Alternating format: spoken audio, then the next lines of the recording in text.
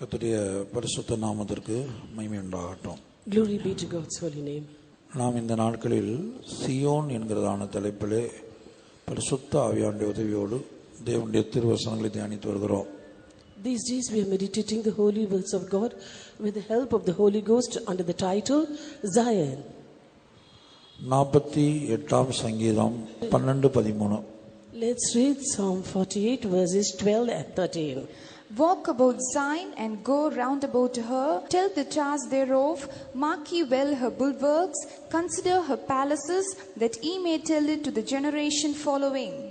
சியோனை சுற்றி உலாவி அதன் கொத்தளங்களை எண்ணுங்கள், பின்வரும் சந்ததிக்கு நீங்கள் விவரிப்பதற்காக அதன் அலங்கத்தை கவனித்து அதன் அரமனைகளை உற்று பாருங்கள்.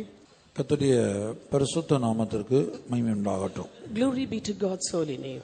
சியோனை சுற்றி உலாவி அதன் கொத்தளங்களை எண்ணுங்கள். Walk about Zion and go round about her, tell the towers thereof. பின்வரும் சந்ததிக்கு நீங்கள் விவரிப்பதற்காக அதன் அலங்கத்தை கவனித்து அதன் அரண்மனைகளை உற்று பாருங்கள். Mark ye well her bulwarks, consider her palaces, that ye may tell it to the generation following. கர்த்தருடைய பரிசுத்த நாமத்திற்கு மகிமை உண்டாகட்டும். Glory be to God's holy name. முதலாவதாக இந்த வார்த்தைகள் ஒரு தேவனுடைய பிள்ளைக்கு, அதாவது விசுவாசிக்கு கொடுக்கப்பட்ட ஒரு ஆலோசனையாக இருக்கிறது. First of all, these words are a counsel given to a child of God, that is a believer. அதாவது தீர்க்க தரிசனமாக ஒரு தேவனுடைய பிள்ளை, ஒரு விசுவாசி எப்படி சீயோனை சுற்றி உலாவ வேண்டும், அதன் கொத்தளங்களை எண்ண வேண்டும் என்பது தீர்க்க தரிசனமாய் சொல்லப்பட்டிருக்கிறது. Prophetically, it has been advised to a child of God to walk about Zion and count the towers thereof. சீயோனை சுற்றி உலாவ வேண்டுமா? You have to walk about Zion and go round about her. அதன் கொத்தளங்களை எண்ணுங்கள். And tell the towers thereof. பின்வரும் சந்ததிக்கு நீங்கள் விவரிப்பதற்காக, that ye may tell it to the generation following. அதன் அலங்கத்தை கவனித்து, mark ye well her bulwarks, அதன் அரண்மனைகளை உற்று பாருங்கள். consider her palaces. கர்த்தருடைய பரிசுத்த நாமத்திற்கு மகிமை உண்டாகட்டும். Glory be to God's holy name. இது ஒரு விசுவாசி தன்னுடைய ஜீவியத்திலே செய்ய வேண்டிய காரியமாக இருக்கிறது. This is a thing that a believer should do in his life.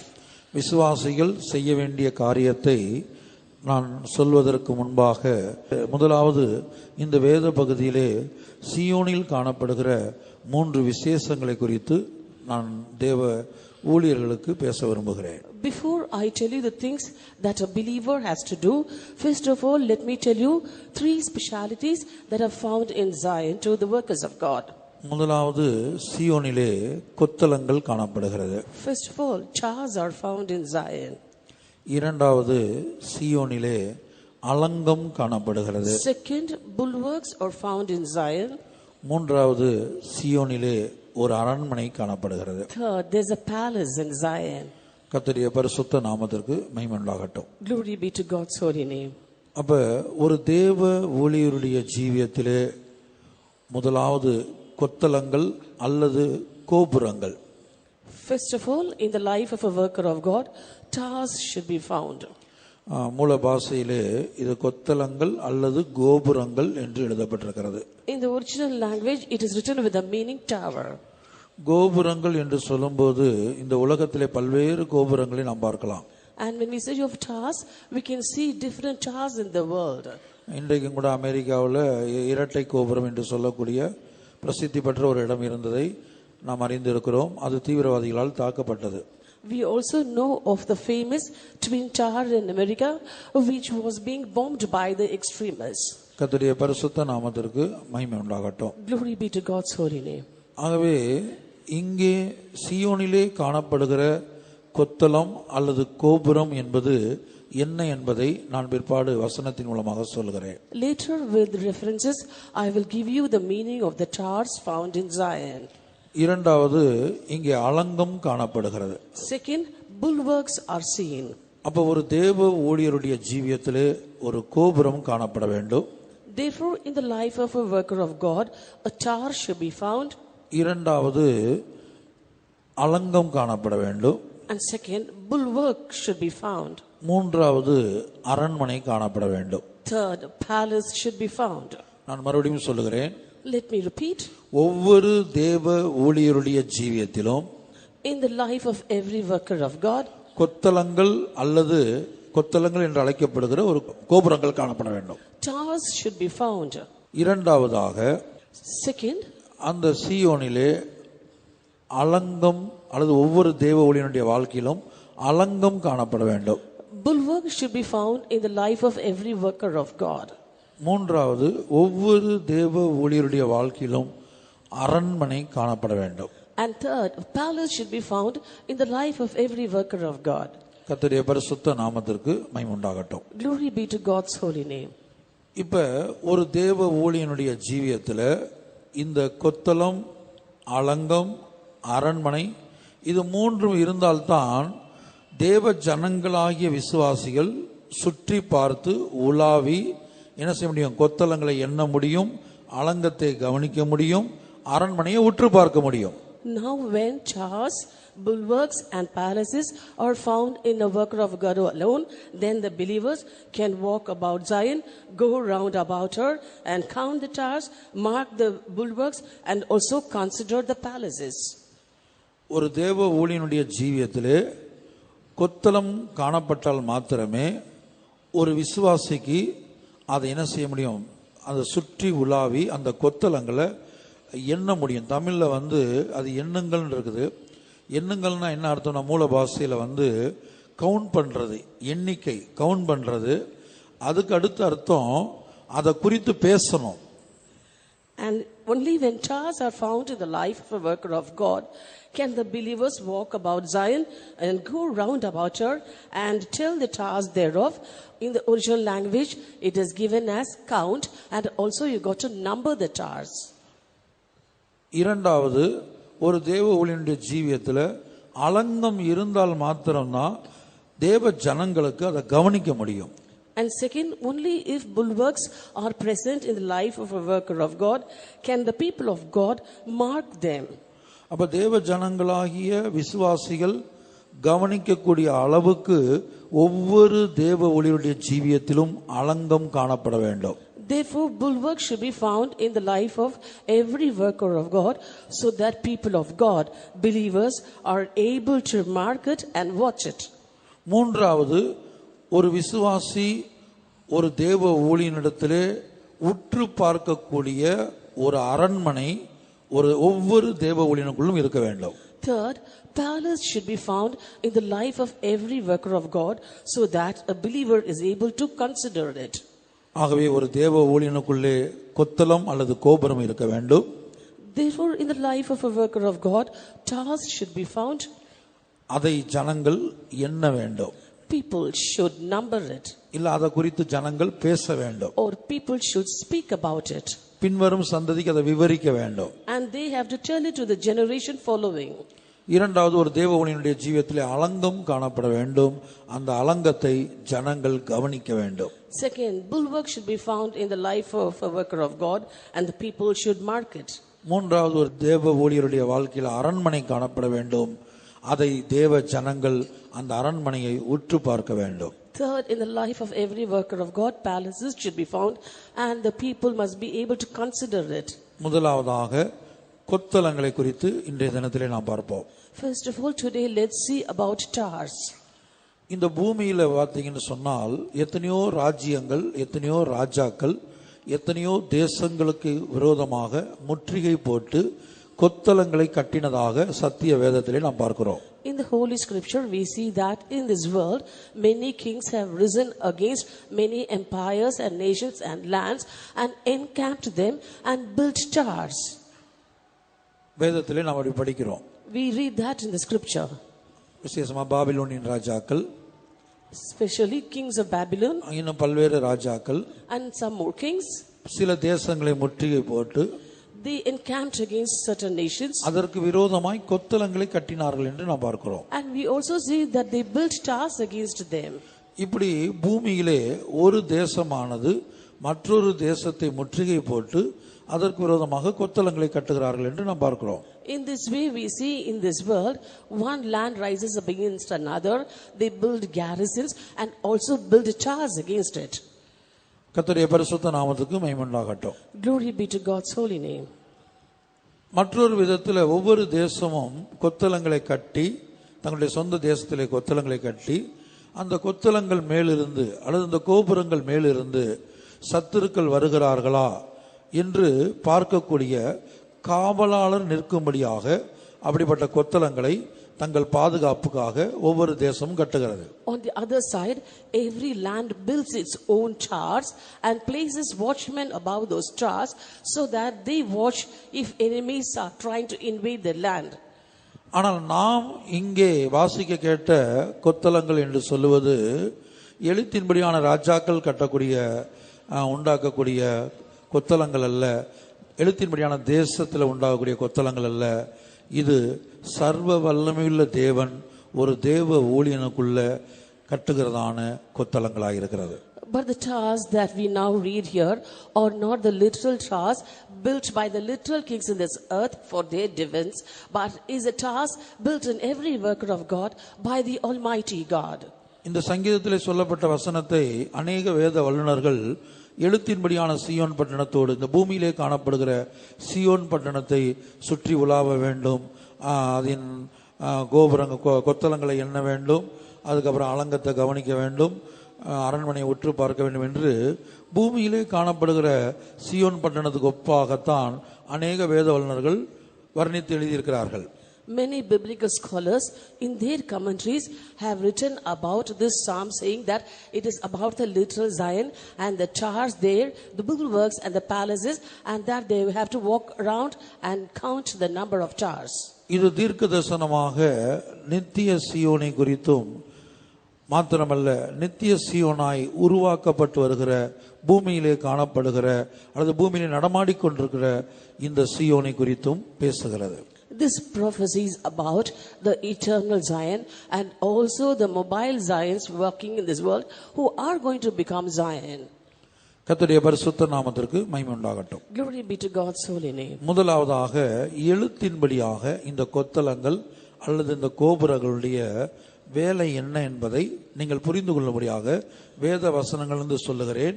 அதோடு கூட ஆவிக்குரிய பிரகாரமாக ஒரு தேவ ஊழியனுடைய ஜீவியத்திலே காணப்பட வேண்டிய கொத்தளத்தின் அனுபவத்தை நாம் பார்ப்போம்.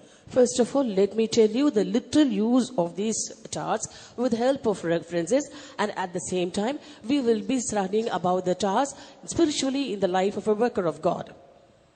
2 ராஜாக்கள் 9ஆம் அதிகாரம் 17ஆம் வசனத்தை வாசிக்கும்போது, when we read 2 Kings chapter 9 verse 17, இப்ப நீங்க இதெல்லாம் ஆங்கில வேதத்துல வாசித்தீங்கன்னா டவர்ஸ் இருக்கும், ஆனா தமிழ் வேதத்துல கொத்தளங்கள் என்கிற வார்த்தை வராது, பதிலுக்கு கோபுரம் என்கிற வார்த்தை வரும். In the English Bible it will be written as towers, whereas in Tamil another different name which is similar to tower is used.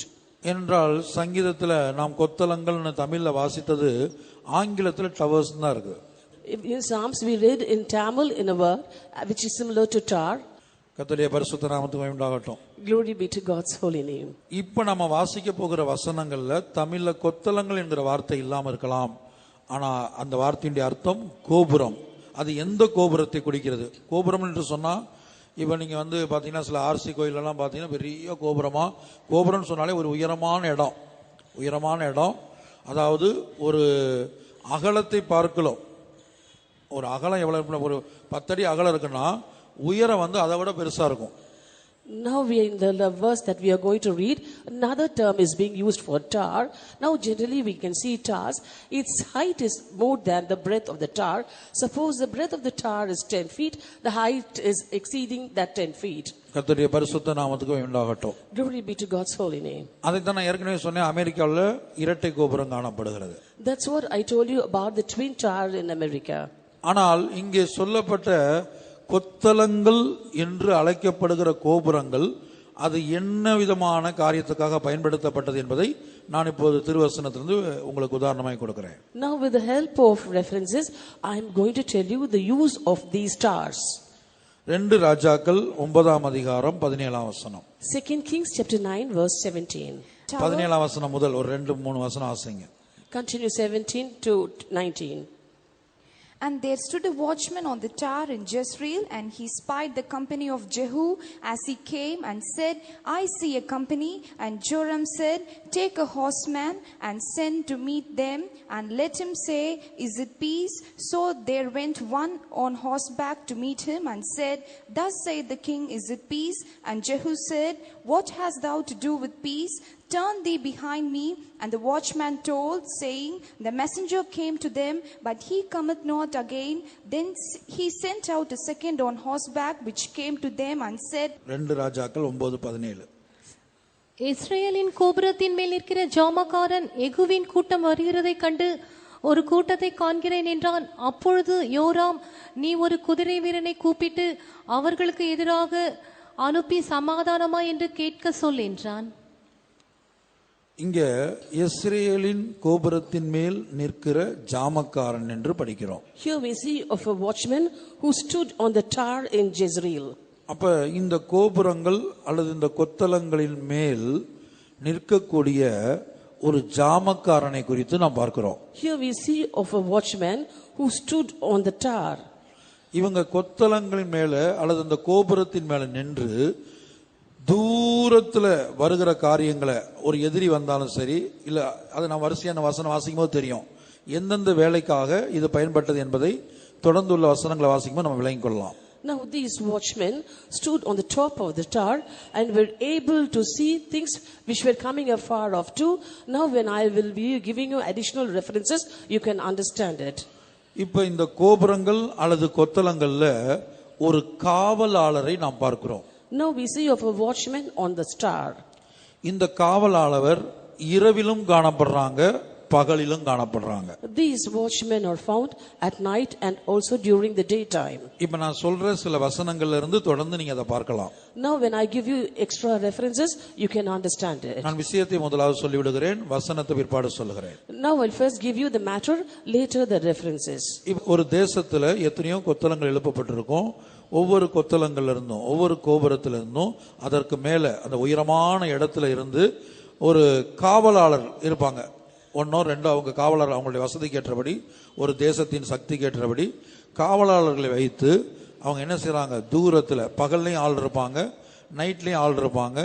தூரத்துல வரக்கூடிய காரியங்களை பார்த்து அவங்க என்ன செய்யறாங்க, அந்த தேசத்துல உள்ளவங்களுக்கு அல்லது அரண்மனையில் உள்ளவங்களுக்கு அறிவிக்க வேண்டிய இடத்துல அந்த உத்தரவாதத்துல உள்ளவங்களுக்கு அறிவிக்கிறாங்க. Now there are many towers built in every nation, and watchmen are placed on top of the tower, which is in a very elevated position. From there they are able to watch the enemies or someone coming from afar off itself, and they have to pass on the message to people in authority so that they can defend the land. 2 ராஜாக்கள் 17ஆம் அதிகாரம் 9ஆம் வசனம். 2 Kings chapter 17 verse 9.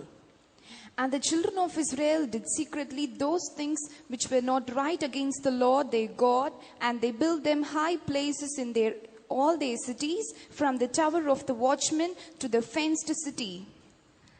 செய்யத்தகாத காரியங்களை இஸ்ரவேல் புத்திரர் தங்கள் தேவனாகிய கர்த்தருக்கு விரோதமாக ரகசியத்தில் செய்ததுமன்றி, காவல் காக்கிற கோபுரங்கள் தொடங்கி அரணான பட்டணங்கள் மட்டுமல்ல, தங்கள் ஊர்களில் எல்லாம் தங்களுக்கு மேடைகளை கட்டி. இந்த வேத வசனத்துல காவல் காக்கிற கோபுரங்கள் என்கிற வார்த்தையை நாம் பார்க்கிறோம். Here in this passage we see of the tower of the watchmen. என்ன பர்பஸ்க்காக இந்த கொத்தளங்கள் அல்லது என்ன வேலைக்காக அல்லது என்ன காரியத்துக்காக இந்த கொத்தளங்கள் உண்டாக்கப்பட்டது என்பதற்கு ஒரு ஆதாரம், வசன ஆதாரத்துக்காக தான் இந்த வசனத்தை நான் சொல்றேன். I gave you as a proof so that you may know the reason why these towers were built. அப்ப காவல் காக்கிற கொத்தளங்கள் அல்லது காவல் காக்கிற கோபுரங்கள், the towers that kept the watchmen. இப்ப தேசத்துக்கு அழிவு வராதபடிக்கு, சத்துருக்கள் வராதபடிக்கு என்னென்ன ரூபங்கள்ல என்னென்ன விதங்கள்ல வர்றாங்கங்கிறத காவல் காத்து எச்சரிக்கை செய்யும்படியாகத்தான் இந்த கொத்தளங்கள் கட்டி எழுப்பப்பட்டு அதில் காவலாளர்கள் நியமிக்கப்படுகிறார்கள். So that there is no destruction to the land, and so that the land is not being invaded by the enemy, there are watchmen placed on top of these towers, and they watch and see the ways through which the land could be invaded, and they try to defend the city. கர்த்தருடைய பரிசுத்த நாமத்திற்கு மகிமை உண்டாகட்டும். Glory be to God's holy name. இப்ப கொத்தளங்கள் கட்டி எழுப்பப்பட்டு கோபுரம் கட்டி எழுப்பப்பட்டு அதுல காவல் காக்கிற ஆள் இல்லாவிட்டால் கட்டப்பட்ட கொத்தளங்களினால் ஒரு பிரயோஜனம் இல்லை. After towers are being built, if there aren't watchmen to stand on top of the towers to watch the city, no use in building towers. உதாரணமாக, For example, இப்ப எத்தனையோ இடத்துல ட்ரெயின் கிராஸ் பண்ற இடத்துல என்ன செய்வாங்கன்னா ஒரு ரூம் கட்டி ஆள் போட்டிருப்பாங்க. in many level crossings we can see a small room being built and a man kept there. இப்போ ட்ரெயின் கரெக்டாக வர்ற நேரத்தில் கிராஸ் பண்ணுற நேரத்தில் அவர் என்ன செய்யணும், சிக்னலை போட்டு விட்டு கேட்டை மூடி என்ன செய்யணும், ட்ரெயின் போன பிற்பாடு கேட்டை திறந்து விடணும். The work of the person there who is manning the level crossing is that when he receives a signal, he has to close the door and give us a north signal for the train to pass by, and after the train has passed, he has to open the door once again. சில இடங்கள்ல ஆள் இல்லாமல் போய்விடும். In certain places, that level crossing is unmanned. நீங்கள் செய்தித்தாளில் படித்திருக்கலாம். You could have read in the newspapers. அவங்க கவனக்குறைவாகவோ அல்லது தூங்கி விட்டாலோ அல்லது அவங்களுக்கு வேற ஏதாவது சம்பவித்தாலோ அது நிமித்தமாக பல விபத்துக்கள் சம்பவிக்கும். Suppose they are careless or they have slept or something else have happened to them and they are careless in their duty. By that, there had been accidents. கர்த்தருடைய பரிசுத்த நாமத்திற்கு மகிமை உண்டாகட்டும். Glory be to God's holy name. அதுபோலதான் ஒரு தேசத்தை பாதுகாத்து வரக்கூடிய சம்பவங்களை முன்கூட்டி எச்சரித்து அந்த தேசத்தை உணர்த்தக்கூடிய ஒரு பெரிய உத்தரவாதம் இந்த கொத்தளங்களின் மேல் நிற்கக்கூடிய காவலாளரின் உத்தரவாதமாக இருக்கிறது.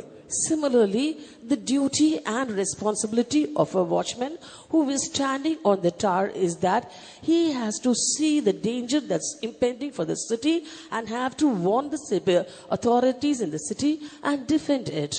இப்போ கொத்தளங்கள் மாத்திரம் உயரமா கட்டப்பட்டிருக்குது, ஆனா அதன் மேல நின்று பார்க்கக்கூடிய காவலாளர் இல்லை என்று வைத்துக் கொள்ளுங்கள். Suppose the towers are built high, but there aren't watchmen to stand on it and stand guard. அப்ப அந்த கட்டப்பட்ட கொத்தளங்களினால எந்த பிரயோஜனம் இல்லை. Therefore, there's no use of those towers. இரண்டாவது, கொத்தளங்கள் கட்டப்பட்டிருக்குது, காவலாளரும் இருக்கிறாரு, ஆனா என்ன செய்யறாரு, அந்த நைட் ஷிப்ட்ல இரவு நேர அந்த காவலாளர் தூங்கி விட்டார் என்று வைத்துக் கொள்ளுங்க. Secondly, there are towers being built and there are also watchmen placed on it.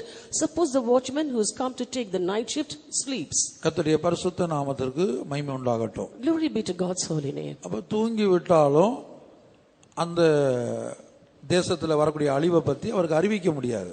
In this way, if he sleeps also, he cannot inform the authorities about the danger that is lurking around for that land.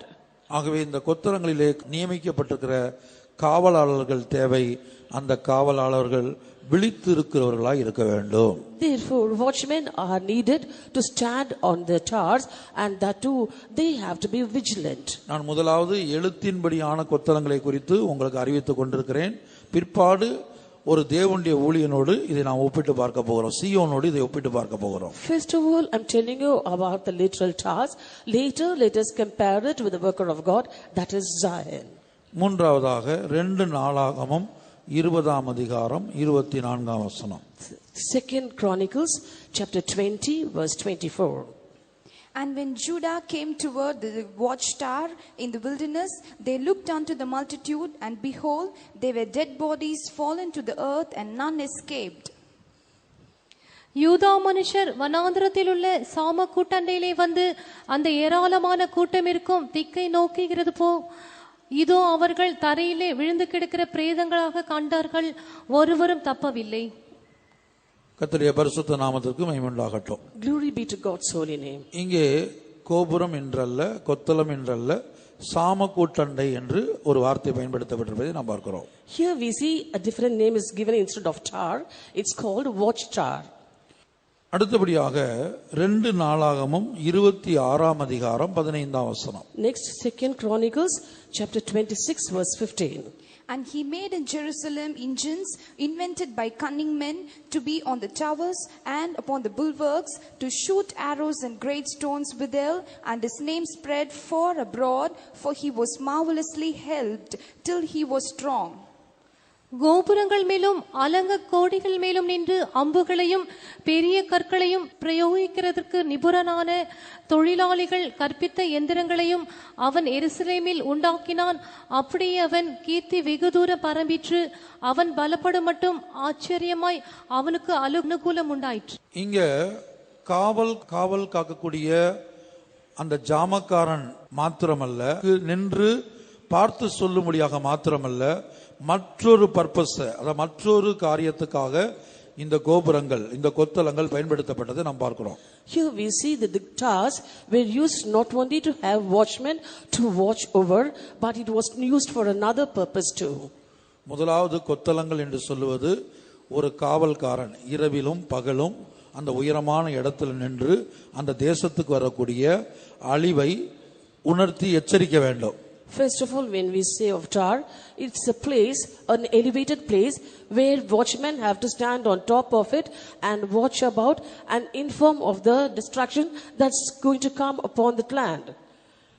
இரண்டாவது அது எதுக்காக இந்த கொத்தளங்கள் கட்டப்படுது, அதனுடைய வேலை என்ன, அதனுடைய முக்கியத்துவம் என்னன்றத இந்த வசனத்தில் நான் வாசிக்கும் போது அந்த உயரமான இடத்திலிருந்து ஆயுதங்களை கொண்டு தாக்குவதற்காக. The second use of towers has been given in this verse, that is having weapons on top of towers, they attack the enemy with it. ஆகவே காவல் காக்கிற வேலை மாத்திரமல்ல, அந்த இடத்துல இருந்து வேற சில பர்பஸ்க்கு அதை பயன்படுத்துறாங்க. உயரமான அந்த இடத்துல இருந்து என்ன செய்றாங்க, சத்துருக்களோடு யுத்தம் பண்ணி அவர்கள் மேல் தாக்குதல் நடத்துவதற்கும் இந்த கொத்தளங்கள் அல்லது கோபுரங்கள் பயன்படுத்தப்படுகிறது. Therefore these towers are not only used to house watchmen who guard the city, but is also used as a place from where they are shooting arrows to attack the enemy. கர்த்தருடைய பரிசுத்த நாமத்துக்கு மகிமை உண்டாகட்டும். Glory be to God's holy name. அடுத்து ஏசாயா தீர்க்கதரிசன புத்தகம் 21 அதிகாரம் 6 வசனத்தையும் வாசிப்போம். Next, the prophetical book of Isaiah, chapter 21, verse 6. For thus hath the Lord said unto me, Go, set a watchman, let him declare what he seeth. ஆண்டவர் என்னை நோக்கி, நீ போய் காண்பதை தெரிவிக்கும்படி ஜாமக்காரனை வை என்றார். இப்ப இந்த கொத்தளங்கள் மேல் நிற்கக்கூடிய அந்த காவலான் அல்லது ஜாமக்காரன், அவனுடைய டியூட்டி என்னங்கிறத இங்க ஆண்டவர் சொல்றாரு, காண்கிறதை தெரிவி. Here the Lord says what the duty of a watchman is. He says, let him declare what he seeth. இப்ப டியூட்டி என்னங்கிறது நான் என்னன்னா வசனத்தின் மூலமா சொல்லிட்டு இருக்கிறேன். முதலாவது, now I'm giving you every point with the help of references. கொத்தளங்கள் என்றால் என்ன? What do we mean by towers? அந்த கொத்தளங்களில் நின்று என்ன வேலை செய்கிறார்கள்? Standing on those towers, what is the work they do? அந்த கொத்தளத்துல யார் நிக்கிறது? Who was standing on the towers? அவங்களுடைய வேலை என்ன? What is their work? அப்ப முதல் காரியம் இங்க காண்கிறதை, எதை காண்கிறாங்களோ அதான் முதல் வசனம் வாசித்தோம். ஒருத்தன் பார்த்து சொல்றான், ஒரு பெரிய கூட்டம் வருது, ஒரு கூட்டம் நடந்து வருதுன்னு பார்த்து சொல்றான். அதான் ஃபர்ஸ்ட் வசனமா வாசித்தோம். And the duty is to see and say what they saw, and that is what we read in the first verse. He was able to see a group of company come.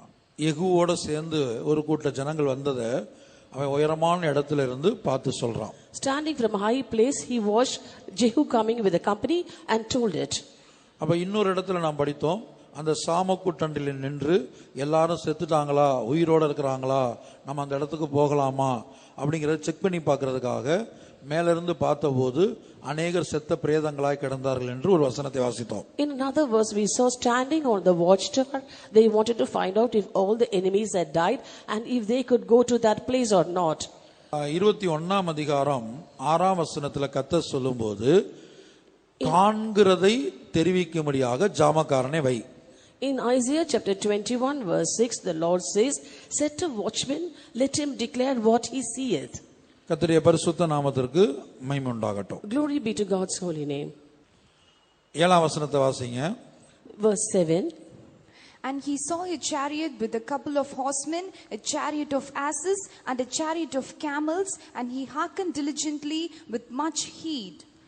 அவன் ஒரு ரதத்தையும் ஜோடு ஜோடான குதிரை வீரரையும் ஜோடு ஜோடாக கழுதைகளின் மேலும் ஒட்டகங்களின் மேலும் ஏறி வருகிறவர்களையும் கண்டு மிகுந்த கவனமாக கவனித்துக் கொண்டே இருந்து.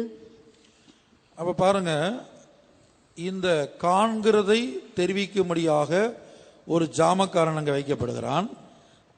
A watchman was appointed to declare what he seeth.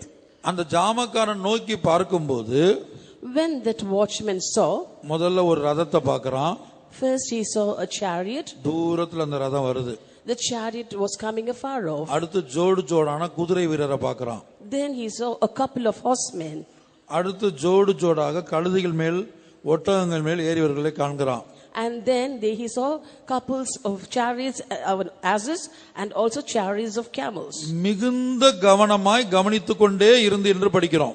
We see that he was giving heed diligently.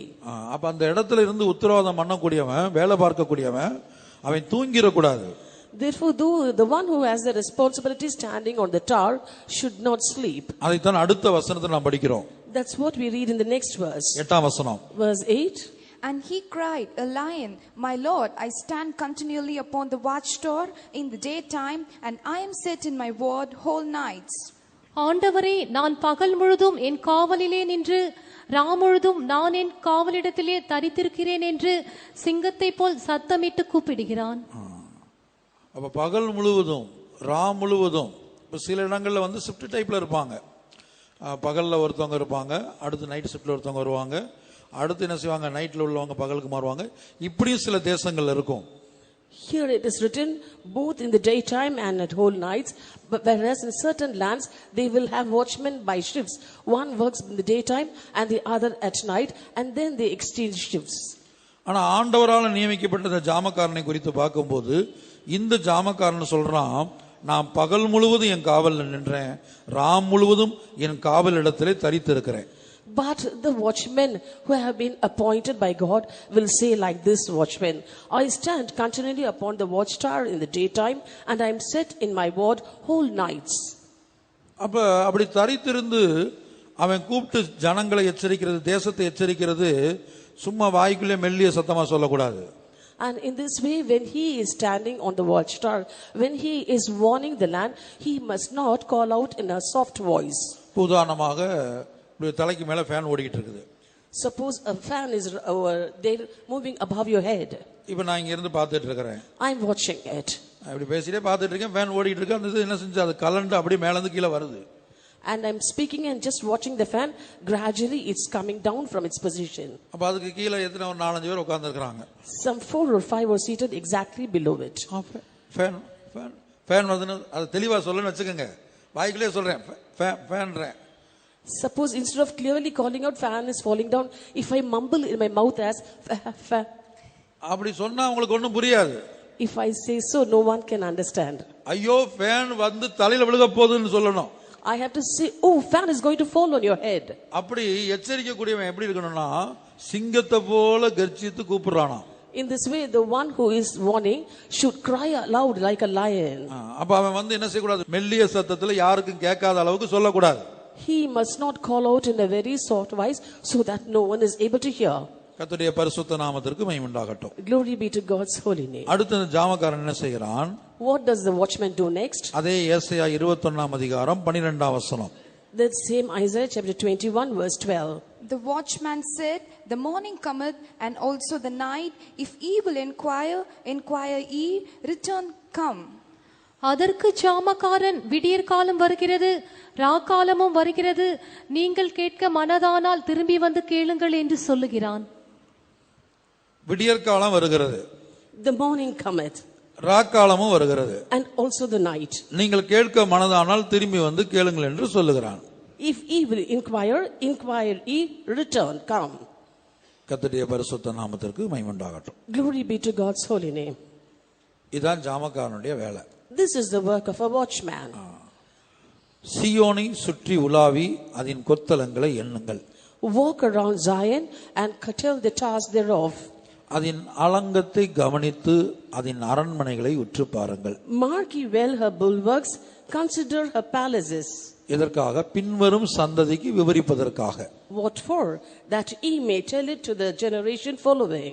அப்ப ஒரு விசுவாசி அல்லது ஒவ்வொரு விசுவாசியும் சீயோனை சுற்றி உலாவி அதன் கொத்தளங்களை எண்ண வேண்டும். Therefore every believer should walk about Zion, go round about her and count the towers thereof.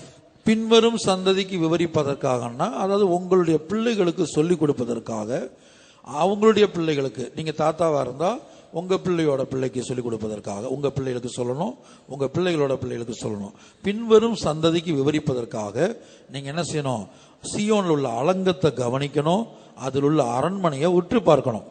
And you have to count the towers thereof and mark well the bulwarks, consider the palaces in Zion, so that you might tell it to the generation following.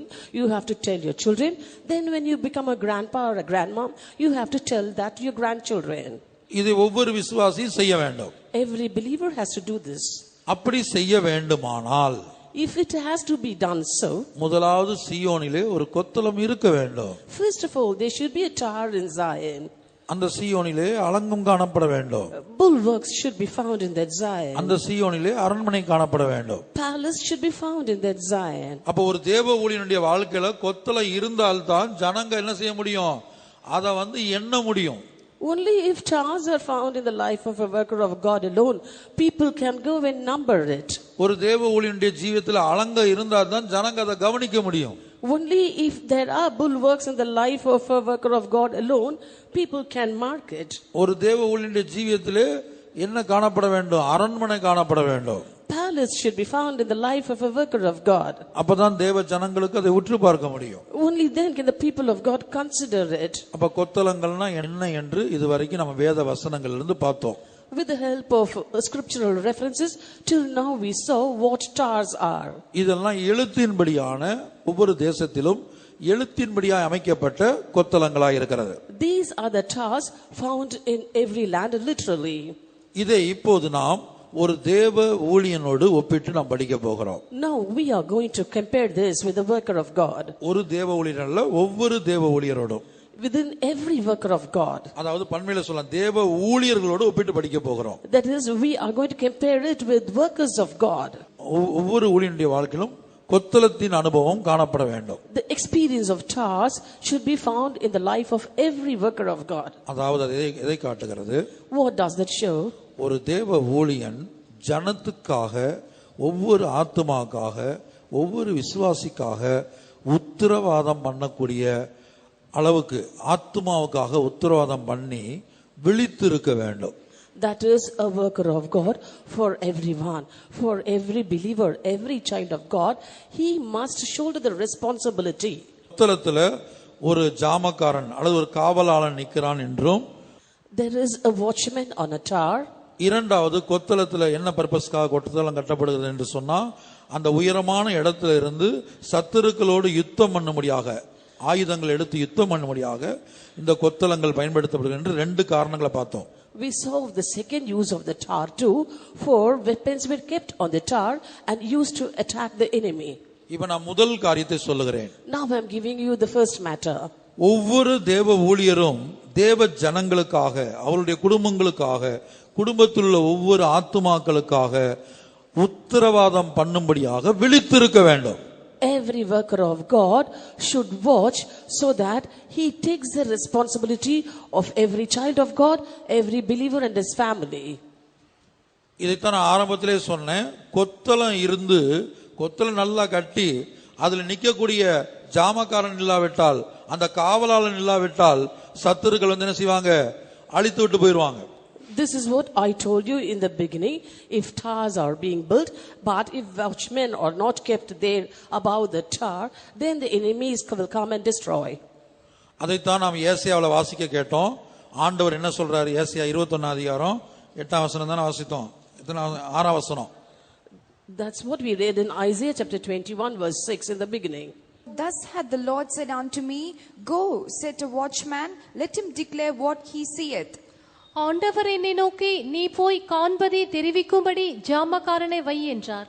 காண்பதை தெரிவிக்கும்படிக்கு, to declare what he seeth, ஜாமக்காரனை why, set a watchman. இப்ப நம்ம முதல்ல ஒரு தேவ ஊழியன் இந்த கொத்தளத்தின் மேல், இந்த கொத்தளத்தை ஆண்டவர் என்ன செய்றார், ஒவ்வொரு ஊழியருடைய வாழ்க்கையிலும் கட்டுறாரு.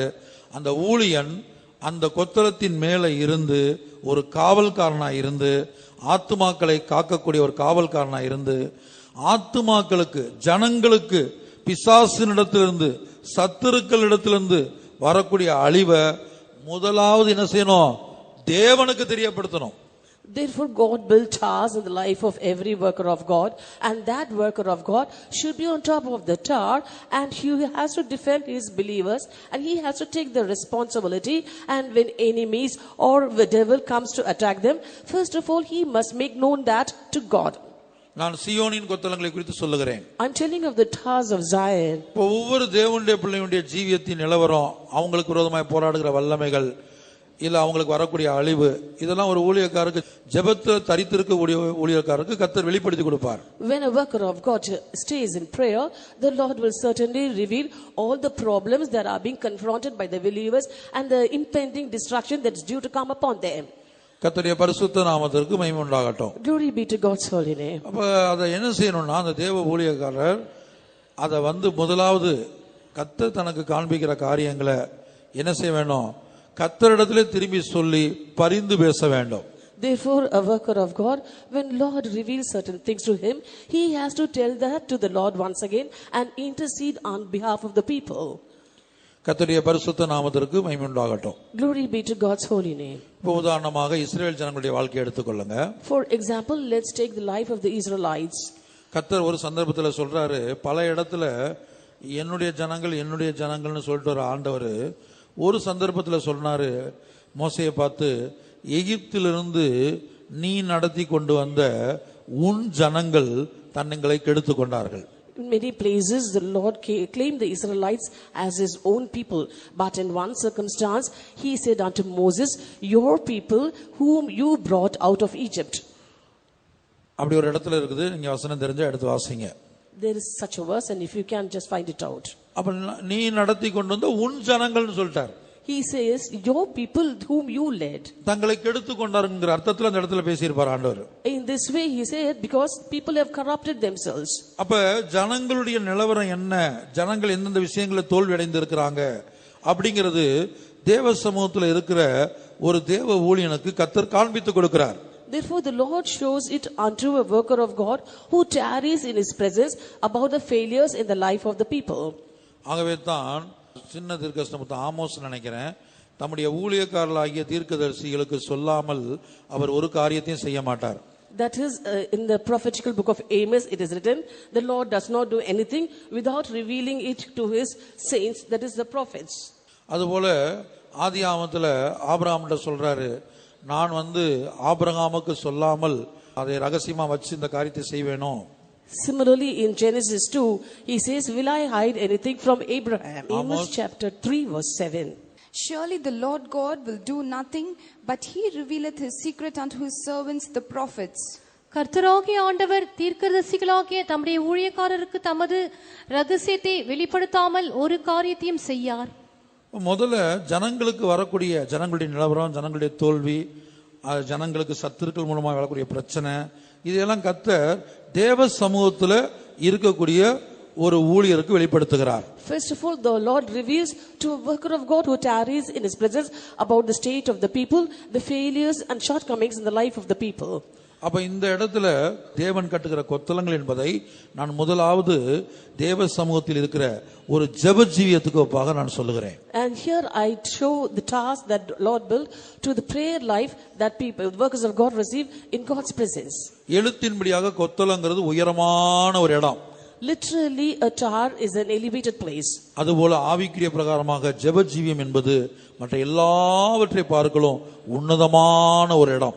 Similarly, spiritually, prayer life is an exalted place compared to any other ministry.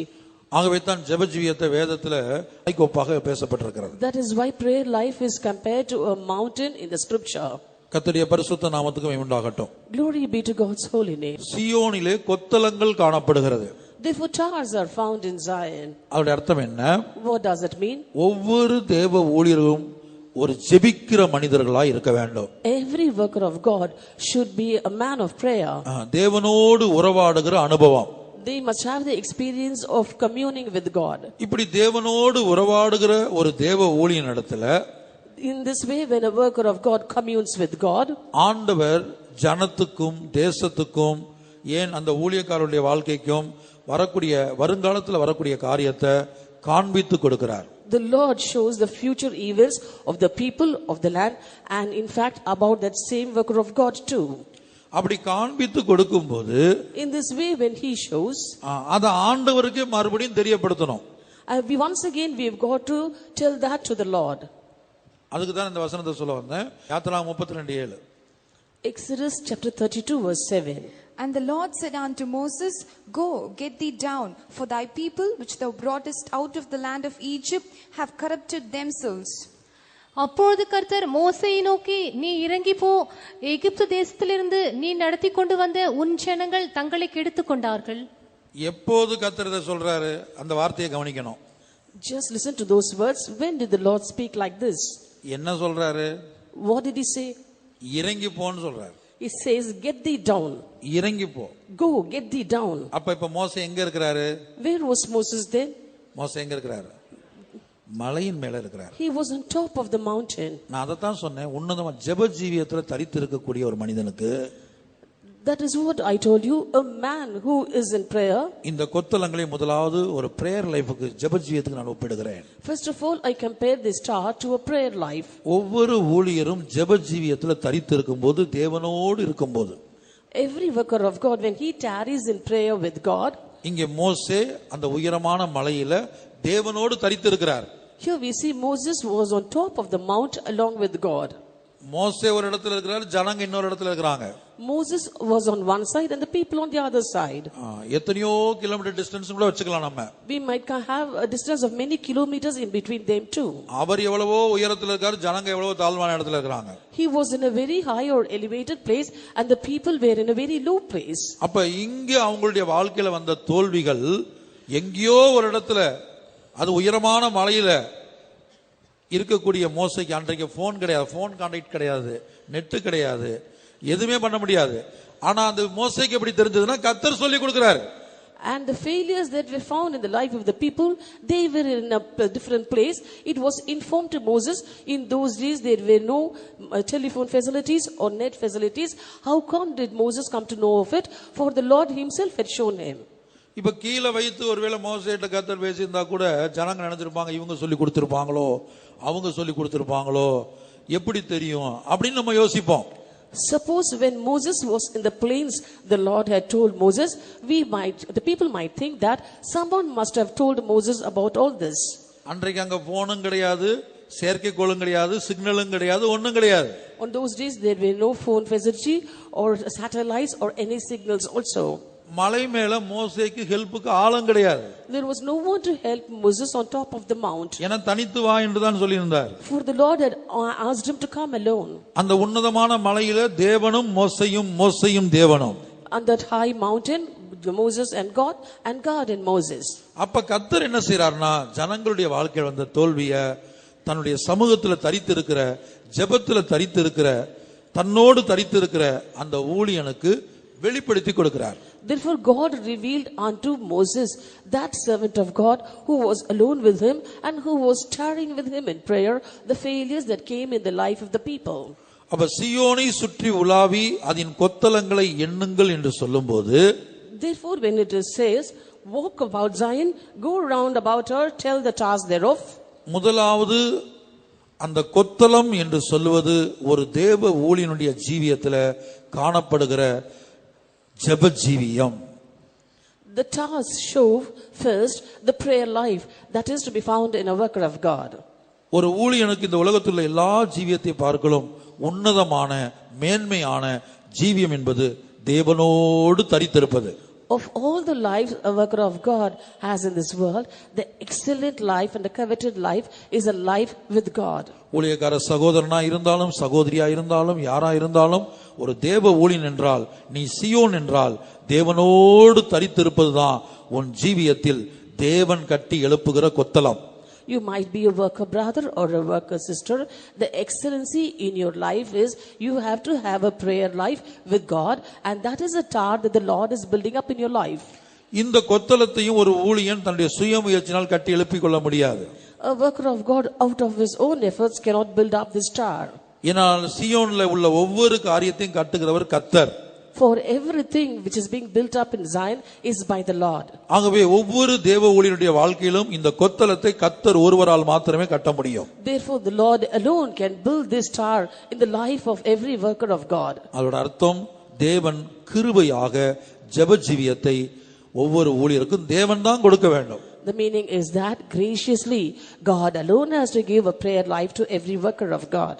ஜெபிக்கிற ஊழியனாக தேவ சமூகத்தில் தரித்து இருக்கிற ஊழியனாக ஒரு ஊழியனை தேவன் தான் கட்டி எழுப்ப வேண்டும். அதான் கொத்தளம். God alone has to build up the life of a worker of God so that he is a man of prayer. That is the tower. அடுத்து கொத்தளம் என்பது ஜெபஜீவியம் என்று சொன்னேன். அடுத்தபடியாக அந்த கொத்தளத்துக்கு மேல ஒரு காவல்காரன் வேணும். Now I told you tower is a prayer life. Next point is there must be a watchman above the tower. இப்ப மோசேயின் இடத்துல கர்த்தர் சொல்லிட்டார், இப்படி ஜனங்க தப்பு பண்ணிட்டாங்கன்னு. Now the Lord had said unto Moses, the people have corrupted themselves. அந்த கொத்தளத்தின் மேல் நிக்கிற காவல்காரன் என்ன செய்யணும்? What should the watchman who is standing above the tower do? காண்கிறத தெரிவிக்கணும். He has to declare what he seeth. அப்ப அரண்மனையில் உள்ளவங்களுக்கு தெரிவிப்பாங்க. And they will make known this to those who are in the palace. அவங்க ஜனங்களுக்கு தெரிவிப்பாங்க. They will inform this to the people.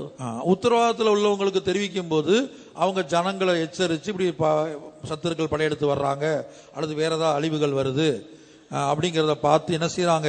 எச்சரிக்கிறாங்க. When this message is being passed on to people in authority, the people in authority warn the people in the land saying that there is a danger by our enemies. They are going to invade the land and you have to beware. இப்போ யாத்ரா 32 அதிகாரத்துல மோசே பரிந்து பேசுற மாதிரி ஏதாவது வசனம் இருக்குதா? In Exodus chapter 32, is there any other verse that Moses interceded for the people? Exodus chapter 32 verse 13. Remember Abraham, Isaac, and Israel, thy servants, to whom thou swearest by thine own self, and saidest unto them, I will multiply your seed as the stars of heaven, and all this land that I have spoken of will I give unto your seed, and they shall inherit it forever. உமது தாசராகிய ஆபிரகாமையும் ஈசாக்கையும் இஸ்ரவேலையும் நினைத்தருளும் உங்கள் சந்ததியை வானத்து நட்சத்திரங்களைப் போல பெருக பண்ணி நான் சொன்ன இந்த தேசம் முழுவதையும் உங்கள் சந்ததியார் என்றென்றைக்கும் சுதந்திரித்துக் கொள்ளும்படிக்கு அவர்களுக்கு கொடுப்பேன் என்று உம்மை கொண்டே அவர்களுக்கு ஆணையிட்டு சொன்னீரே என்று கெஞ்சி பிரார்த்தித்தான். பாத்தீங்களா? இதுதான் காவலாளருடைய வேலை. This is the work of a watchman. தேவன் தான் காண்பித்து கொடுக்கிறார். The Lord showed it. ஒன்னு இப்படி ஒரு சூழ்நிலை இருக்கும்போது ஒன்னு சத்துருக்கள் மூலமா அழிவு வரும், இல்லன்னா தேவனே எதிரியா மாறுவார். In this way the enemies might come to invade them, or God himself might turn out to be their enemy. ஜனங்கள் தங்கள் வழிகளுக்கு எடுத்துக்கொள்ளும் போது யாரா இருந்தாலும், அது ஜனங்களா இருந்தாலும் ஊழியர்களா இருந்தாலும், தங்களுடைய ஜீவியத்தை எடுத்துக்கொள்ளும் போது ஒன்னு சத்துரு பிசாசா இருக்கணும், இல்ல கர்த்தரே சத்துருவா மாறணும். When the people have corrupted themselves, it might be believers or workers of God. Either the devil will become the enemy or God himself will turn out to be their enemy. இப்ப நீங்க 32 அதிகாரம் 7ஆம் வசனத்துல கர்த்தர் கெடுத்து கொண்டதை பத்தி சொன்னாரு. 13ஆம் வசனத்துல இப்ப வாசித்த 13ஆம் வசனத்துல மோசேயுடைய ஜெபத்தை பார்க்கிறோம். இதுக்கு இடையில என்ன நடந்தது? கர்த்தர் என்ன சொல்றாரு? Now in Exodus chapter 32 verse 7, the Lord informed Moses that the people have corrupted themselves, and in verse 13 we see Moses interceded for the people. In between, what happened? ஜனங்களை நான் கர்த்தர் அழிக்க போறேன்னு ஏதாவது வசனம் சொல்லிருக்காங்க? எதனா வசனம் அது? Verse 10. Now therefore let me alone, that my wrath may wax hot against them, and then that I may consume them, and I will make thee of a great nation. ஆகையால் என் கோபம் இவர்கள் மேல் மூலவும் நான் இவர்களை அழித்து போடவும் நீ என்னை விட்டுவிடு, உன்னை ஒரு பெரிய ஜாதியாக்குவேன் என்றார். இப்ப எல்லாரும் நல்லா கவனிங்க. Listen carefully. இப்ப தேவ ஜனங்களுக்கு சத்துரு யார்? Who is the enemy of the people of God? சத்துரு யார்? Who is the enemy? தேவன் சத்துருவா மாற போறார். God is going to become their enemy. இப்ப புரியுதா உங்களுக்கு? Now are you able to understand? ஒரு தேவ ஊழியனுடைய வாழ்க்கையில கொத்தளங்கிறது ஜெபஜீவியம். In the life of a worker of God, tar denotes prayer life. அதான் உன்னதமான ஜீவியம். That is an exalted life. தேவனோட தரித்திருக்கணும். You have to tarry with the Lord. அடுத்து தரித்திருக்கிறது மாத்திரமல்ல, அந்த ஊழியக்காரனை ஆண்டவர் காவல்காரனா வைக்கிறார். Not only should he tarry in God's presence, next the Lord places that worker of God as a watchman. அவன் காண்கிறதை தெரிவிக்கணும். He has to declare what he seeth. காண்கிறது எதுவோ அதை தெரிவிக்கணும். Whatever he seeth, he has to declare. அதைத்தான் ஏசாயா 21 அதிகாரத்துல கர்த்தர் சொல்றாரு, காண்கிறதை தெரிவிக்கும்படி ஜாமக்காரனை வை. That's word in Isaiah chapter 26 verse 21 verse 6. The Lord says, you have to declare what you see. ஏசாயா 21:6 படித்தோம். We read that in Isaiah chapter 21 verse 6. காண்கிறதை தெரிவிக்கும்படி ஜாமக்காரனை why. Set watchmen so that they declare what they see. இப்ப பாருங்க, மோசே தேவனோடு தரித்து இருக்கிறான், அதான் கொத்தளம். Now Moses was staying with the Lord, that was a tower. அதான் ஒரு தேவ ஊழியன், சீயோனுக்கு போகக்கூடிய தேவ ஊழியனுடைய வாழ்க்கையில காணப்பட வேண்டிய கொத்தளம். That is the tower that should be found in the worker of God who is going to be Zion. அப்ப இந்த கொத்தளத்துல ஏறி நிக்கும்போது இந்த காவல்காரனாகிய ஊழியக்காரனுக்கு தெரியுது, என்ன தெரியுது? ஜனங்கள் தங்களை கெடுத்துக் கொண்டார்கள். Therefore, when this worker of God, who is a watchman, stood upon the tower, he was able to understand that the people have corrupted themselves. ஒரு சத்துரு வர்றார். An enemy is advancing ஜனங்களை அழிக்கிறதுக்கு, to destroy the people. கொத்தளத்தில் மேல நிக்கிற காவல்காரனுக்கு அது தெரியுது. The watchman who is standing above the tower is able to watch all these. அந்த சத்துரு யார்? Who is that enemy? அந்த சத்துரு தான் கர்த்தர். It's God. பிசாசு அல்ல ஜனங்களை வந்து அழிக்க வர்றது. Your devil is not coming to destroy the people. கர்த்தர் சொல்றார், நான் அழிக்க போறேன்றார். The Lord says, I am going to consume them. அப்ப என்ன செய்யணும்? இந்த காவல்காரன் திரும்ப வந்து தேவன்கிட்டயே பேசணும், பரிந்து பேசணும். The work of the watchman there is that he has to come to God once again and intercede for the people. சுருக்கமாய் சொல்ல போனால், ஜனங்களுடைய வாழ்க்கையில், தேவ ஜனங்களுடைய வாழ்க்கையில் அல்லது சக ஊழியர்களுடைய வாழ்க்கையில் வரக்கூடிய பாவங்கள், அக்கிரமங்களுக்காக சத்துருக்கள் தோன்றுவார்கள். In short, for the sins and iniquities found in the life of the people of God and life of co-workers, enemies shall come. ஒன்று சத்துரு வந்து பிசாசா இருக்கலாம். First, the enemy might be devil.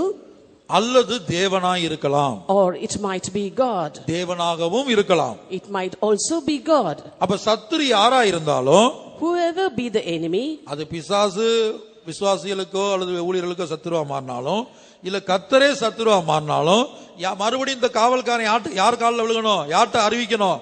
கர்த்தர்ட்ட தான் அறிவிக்கணும். either the devil might become the enemy or God himself might turn out to be enemy. Yet once again he's got to return to God and declare the matter to God. அதைத்தான் மோசே செய்கிறான். That is what Moses did. அதைத்தான் யாத்திராகமம் 32:13 வாசிக்க கேட்டோம். That was what we heard in Exodus chapter 32 verse 13. கெஞ்சி பிரார்த்தித்தான். He pleaded with the Lord and prayed. கெஞ்சி பிரார்த்தித்தான். He interceded with God. கர்த்தருடைய பரிசுத்த நாமத்திற்கு மகிமை உண்டாகட்டும். Glory be to God's holy name. இப்போ ஒரு ஊழியனுடைய வாழ்க்கையில ஜெப ஜீவியத்துல தரித்திருக்கலன்னு வைங்க, அப்ப கொத்தளம் இல்ல. Now in the life of a worker of God, suppose that worker of God does not tarry in prayer, there is no tower. நான் சொன்ன ஆரம்பத்துல எழுத்தின்படியாக கொத்தளம் இருந்தா தான் காவல்காரன் அது மேல இருந்து வரக்கூடிய அழிவை பார்க்க முடியும். In the beginning itself I told you, literally only if there is a tower can a watchman stand on top of it and find out the destruction that is trying to lurk in that place. இப்ப இந்த compound wall எடுத்துக்கொள்ளுங்க. இந்த compound wall எடுத்துக்கொள்ளுங்க. Now consider this compound wall on this side. இங்க நம்ம தரையில் நிக்கிறோம். தரையில் நின்னுட்டு அந்த காம்பவுண்டுக்கு அந்த பக்கம் என்ன இருக்குன்னு பார்த்தா நமக்கு தெரியாது. Now if we are standing on the plain level ground and try to find out what is on the other side of the wall, we cannot find out. இப்ப காம்பவுண்டுக்கு மேல ஒரு உயரமான இடத்துல நின்னு பார்த்தீங்கன்னா அந்த காம்பவுண்டுக்கு அப்புறம் என்ன இருக்குது, கொஞ்சம் தூரத்துல என்ன இருக்குங்கிறதெல்லாம் தெரியும். Suppose we are standing in a higher place, higher than the compound wall, then we can find out what is on the other side of the compound wall and also what are the things that are far beyond it also. முதலாவது கொத்தளங்கள் ஒரு தேவ ஊழியனுடைய ஜீவியத்தில் சீயோனில் அவசியம்.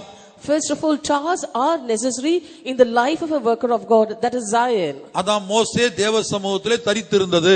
That was how Moses was staying in God's presence. இரண்டாவது, கொத்தளம் மட்டும் இருந்தால் போதாது, அந்த கொத்தளத்தின் மேல காவல்காரன் இருக்க வேண்டும், ஜாமக்காரன் இருக்க வேண்டும். Second, it's not enough if towers alone are there, there must be watchmen on top of the towers. அவன் விழித்திருக்க வேண்டும். He must watch. கொத்தளத்து மேல ஏறி உட்கார்ந்து தூங்கிட்டு இருக்க கூடாது. Sitting on a tower, he mustn't be dozing off. அப்ப தேவ சமூகத்தில் இருக்கக்கூடிய ஒரு தேவ ஊழியன் தேவனோடு உறவாடி அவர் பேசுறத நம்ம கேட்கணும், நம்ம அவர்ட்ட பேசணும் காரியங்களை. Therefore, a worker of God who is in God's presence has to commune with God, and he must be able to hear the voice of God, and God also should be listening to his voice. ஒரு விழிப்பின் ஆவி தேவை. And we need a spirit whereby we are able to watch. இப்ப வாசிங்க எபிரேயர் 13 அதிகாரம் 17 வசனம். Hebrews chapter 13 verse 17. Obey them that have the rule over you, and submit yourselves, for they watch for your souls, as they that must give account, that they may do it with joy, and not with grief, for that is unprofitable for you. உங்களை நடத்துகிறவர்கள் உங்கள் ஆத்துமாக்களுக்காக உத்தரவாதம் பண்ணுகிறவர்களாய் விழித்திருக்கிறவர்களானபடியால் அவர்கள் துக்கத்தோடே அல்ல சந்தோஷத்தோடே அதை செய்யும்படி அவர்களுக்கு கீழ்ப்படிந்து அடங்குங்கள். அவர்கள் துக்கத்தோடே அப்படி செய்தால் அது உங்களுக்கு பிரயோஜனமா இருக்க மாட்டாதே. இதுதான் ஜாமக்காரன் காவல் காக்கிற அனுபவம். This is the experience of a watchman. அப்ப ஒவ்வொரு தேவ ஊழியரும் ஜனங்களுக்காக ஆத்துமாக்களுக்காக ஜனங்களுக்கு ஒருவேளை தெரியாது. Therefore every worker of God, for the sake of the souls and sake of the people might not be knowing about this. ஜனங்களுக்கு தெரியாது. People might not be knowing. ஜனங்க யோசிப்பாங்க, நான் கஷ்டப்பட்டு பாடுபட்டு நான் வேலை பார்த்து இந்த காரியத்தை செய்து முடிச்சேன், சாதிச்சு முடிச்சேன். The people might be thinking, I took much efforts, I labored much and did this work. படிக்கிற பிள்ளைங்க நினைப்பாங்க, நம்ம கஷ்டப்பட்டு படிச்சு இந்த மார்க் எடுத்தோம். The children who study might think, I studied hard and scored this mark. இல்ல வியாதி படுக்கையில இருக்கும்போது யாரும் வந்து நம்மளை விசாரிக்கல, யாரோ 4-5 பேர் வந்து அவங்க விசாரிச்சாங்க, இவங்க விசாரிச்சாங்க, ஆனா ஊழியக்காரங்க யாரும் விசாரிக்கல, ஆனா எப்படியும் நமக்கு சுகம் கிடைச்சிச்சு. And people who were sick and weaknesses, they might think, when I was sick, the workers of God did not visit me, did not inquire me, whereas people here and there came and visited me and inquired me. ஆனா உண்மையான ரகசியம் என்ன? What's the true secret? யோசுவா யுத்த களத்துல கத்தி எடுத்து சண்டை போட்டுட்டு இருக்கார். Joshua was fighting with a sword in the battlefield. யோசுவாக்கு அமலேக்கு, இந்த பக்கம் யோசுவா, அந்த பக்கம் அமலேக்கு. On one side was Joshua, on the other side was the Amalekites. ஆனா அந்த யுத்தத்தின் ஜெயம் எப்படி கிடைத்தது? But how did they get a victory in the battle? மோசே வந்து தன்னுடைய கரங்களை உயர்த்தி தேவசமூகத்தில் நின்று கொண்டிருக்கிறார். Moses with his hands lifted up was standing in God's presence. மோசே கரங்கள் உயர்ந்திருக்கிற வரைக்கும் யோசுவா மேற்கொண்டான். Until Moses' hands were lifted up, Joshua prevailed. ஒரு மனிதனுக்கு எவ்வளவு நேரம் இப்படி கையை தூக்கிட்டே இருக்க முடியும்? How long can a man stand with his hands lifted up? அவன் மனிதன் தானே. After all, he is a man. நீங்க ஒரு நாளைக்கு தூக்கி வச்சு பாருங்க, 1 மணி நேரம் தூக்கி வச்சு நில்லுங்க பாப்போம். அப்படி Try standing with your hands put up for 1 hour. கொஞ்ச நேரம் கழித்து, அது குறிக்கப்பட்ட நேரம் கழித்து அவனுடைய கை தாழ்ந்தது. After some time, his hands were feeble and it came down. அது தாழ்த்தல, கை வலிச்சு அப்படி தானா அப்படி இறங்கிருச்சு. Purposely he did not put down his hands because it went feeble. The hands came down of its own. உடனே நடந்தது என்னன்னு சொன்னா, அது வரைக்கும் அடி வாங்கிட்டு இருந்த அமலேக்கு இப்ப திருப்பி அடிக்க ஆரம்பிக்கிறான். The thing that happened immediately was that Amalekites who were beaten or smitten until then, they started to prevail. அடி கொடுத்துக்கிட்டு இருந்த யோசுவாக்கு அவனுடைய ராணுவத்துக்கு திருப்பி அடி விழுகுது. And Joshua and his army who were prevailing now were receiving on the receiving end. அப்ப விஷயம் விளங்கிருச்சு. Now he understood the matter. செய்தி கேள்விப்பட்ட விஷயம் விளங்கிருச்சு. And when he heard the news, he understood the matter. அப்ப ஆரோனும் ஊரும் என்ன செய்றாங்க, ஒரு கல்லை கொண்டு வர்றாங்க. Then Aaron and Hur rolled a stone. இந்த மாதிரிலாம் சேர்ஸ் இல்ல அப்ப. Those days they did not have chairs like this. கல்லை தூக்கிட்டு வந்து உட்கார வைக்கிறாங்க, கல்லு மேல உட்கார வைக்கிறாங்க. They brought a stone and made Moses to sit on that stone. ஒருத்தர் வந்து என்ன செய்றாங்க, மோசேயோட ஒரு கையை தூக்கி பிடிக்கிறாங்க, இன்னொருத்தர் வந்து மோசேயோட இன்னொரு கையை தூக்கி பிடிக்கிறாங்க. Aaron and Hur held Moses' hands on either side. இந்த கை உயர்ந்த உடனே இப்ப யோசுவா அடிக்க ஆரம்பிக்கிறான், அமலேக்கு ஓட ஆரம்பிக்கிறான். Now once again when the hands of Moses went up, Joshua started to prevail and the Amalekites were on the receiving end. யாத்திராகமம் 17ஆம் அதிகாரத்துல நான் சொன்ன சம்பவத்தை பார்க்கலாம். All these that I told now are found in Exodus chapter 17. 17ஆம் அதிகாரத்துல In Exodus chapter 17, 10ஆம் வசனத்துல வாசிங்க. verse 10 onwards. So Joshua did as Moses had said to him and fought with Amalek, and Moses, Aaron and Hur went up to the top of the hill. And it came to pass when Moses held up his hand that Israel prevailed, and when he let down his hand, Amalek prevailed. But Moses' hands were heavy, and they took a stone and put it under him, and he sat thereon. And Aaron and Hur stayed up his hands, the one on the one side and the other on the other side, and his hands were steady until the going down of the sun. And Joshua discomfited Amalek and his people with the edge of the sword. And the Lord said unto Moses, write this for a memorial in a book. அதெல்லாம் வேண்டாம், 13 வரைக்கும் வாசிங்க. யோசுவா தனக்கு மோசே சொன்னபடியே செய்து அமலேக்கோடு யுத்தம் பண்ணினான். மோசேயும் ஆரோனும் ஊர் என்பவனும் மலை உச்சியில் ஏறினார்கள். மோசே தன் கையை ஏறெடுத்து இருக்கையில் இஸ்ரவேலர் மேற்கொண்டார்கள். அவன் தன் கையை தாழவிடுகையில் அமலேக்கு மேற்கொண்டான். மோசேயின் கைகள் அசந்து போயிற்று. அப்பொழுது அவர்கள் ஒரு கல்லை கொண்டு வந்து அவன் கீழே வைத்தார்கள். அதன் மேல் உட்கார்ந்தான். ஆரோனும் ஊரும் ஒருவன் ஒரு பக்கத்திலும் ஒருவன் மறுபக்கத்திலும் இருந்து அவன் கைகளை தாங்கினார்கள். இவ்விதமாய் அவன் கைகள் சூரியன் அஸ்தமிக்கும் வரைக்கும் ஒரே நிலையாயிருந்தது. யோசுவா அமலேக்கையும் அவன் ஜனங்களையும் பட்டய கருக்கினாலே முறியடித்தான். பாத்தீங்களா, இதுதான் ரகசியம். This is the secret. அமலேக்கு அன்றைக்கு செத்து போயிட்டான்னு நினைக்காதீங்க. Don't think that Amalek died that day itself. அமலேக்கு அன்னைக்கு செத்து போயிட்டான். Amalek died that day. ஆனா அவனுடைய ஆவி இன்றைக்கும் புதிய ஏற்பாட்டு சபையில் உள்ள ஒவ்வொரு தேவனுடைய பிள்ளையோடும் கிரியை செய்துட்டு இருக்குது. But his spirit is working even today against every child of God in this New Testament era. வேதத்துல வேற யாருடைய கையும் கர்த்தருடைய சிங்காசனத்துக்கு விரோதமா இருந்ததை நம்ம பார்க்கிறது இல்ல. In the scripture we see of no one else's hands being against the throne of God. கர்த்தருடைய சிங்காசனத்துக்குரியவர்கள் யார்? Who belong to the throne of God? மணவாட்டி சபை மட்டும்தான். Only the bridal church. புதிய வானம் புதிய பூமி போறவங்களும் கர்த்தருடைய சிங்காசனத்துல இடம் கிடையாது. People who are going to inherit new heaven and new earth also will not find a place in the throne of God. ஆகவே இந்த தீர்க்கதரிசனம் நமக்காக தான் எழுதப்பட்டிருக்குது. Therefore this prophecy has been written for our sakes. வாசிங்க 16ஆம் வசனம். Verse 16.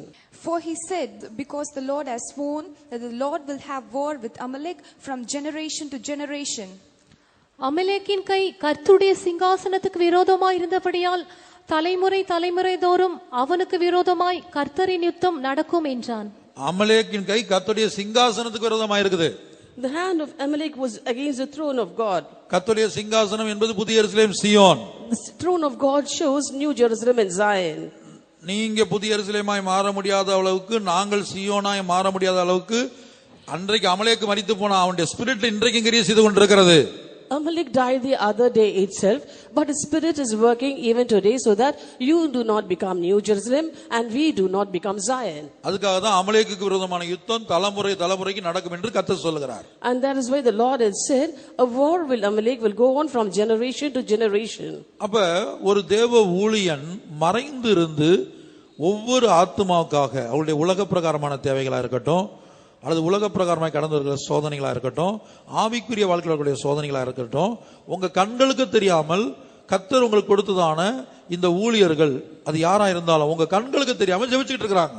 Therefore, for people of God, for all their material needs and all the temptations that confront them in the spiritual life and also in the life in this world, a worker of God is praying for you in God's presence, even though you are not able to see that. நான் கஷ்டப்பட்டு கத்தி சண்டை போட்டு தான் நான் ஜெயம் எடுத்தேன், அதனால தான் அமலேக்க ஜெயிக்க முடிஞ்சுன்னு யோசுவா சொல்லக்கூடாது. Joshua should not say that I took pains to fight against the Amaleks with my sword. That was why we prevailed. கத்தி சண்டை யோசுவா தான் போடணும். Joshua has to fight with the sword. ஆனா ஜெயமும் தோல்வியும் மோசேயுடைய கையில இருக்குது. But victory and failure was in the hand of Moses. கத்தி சண்டை போட வேண்டியது யோசுவா தான்.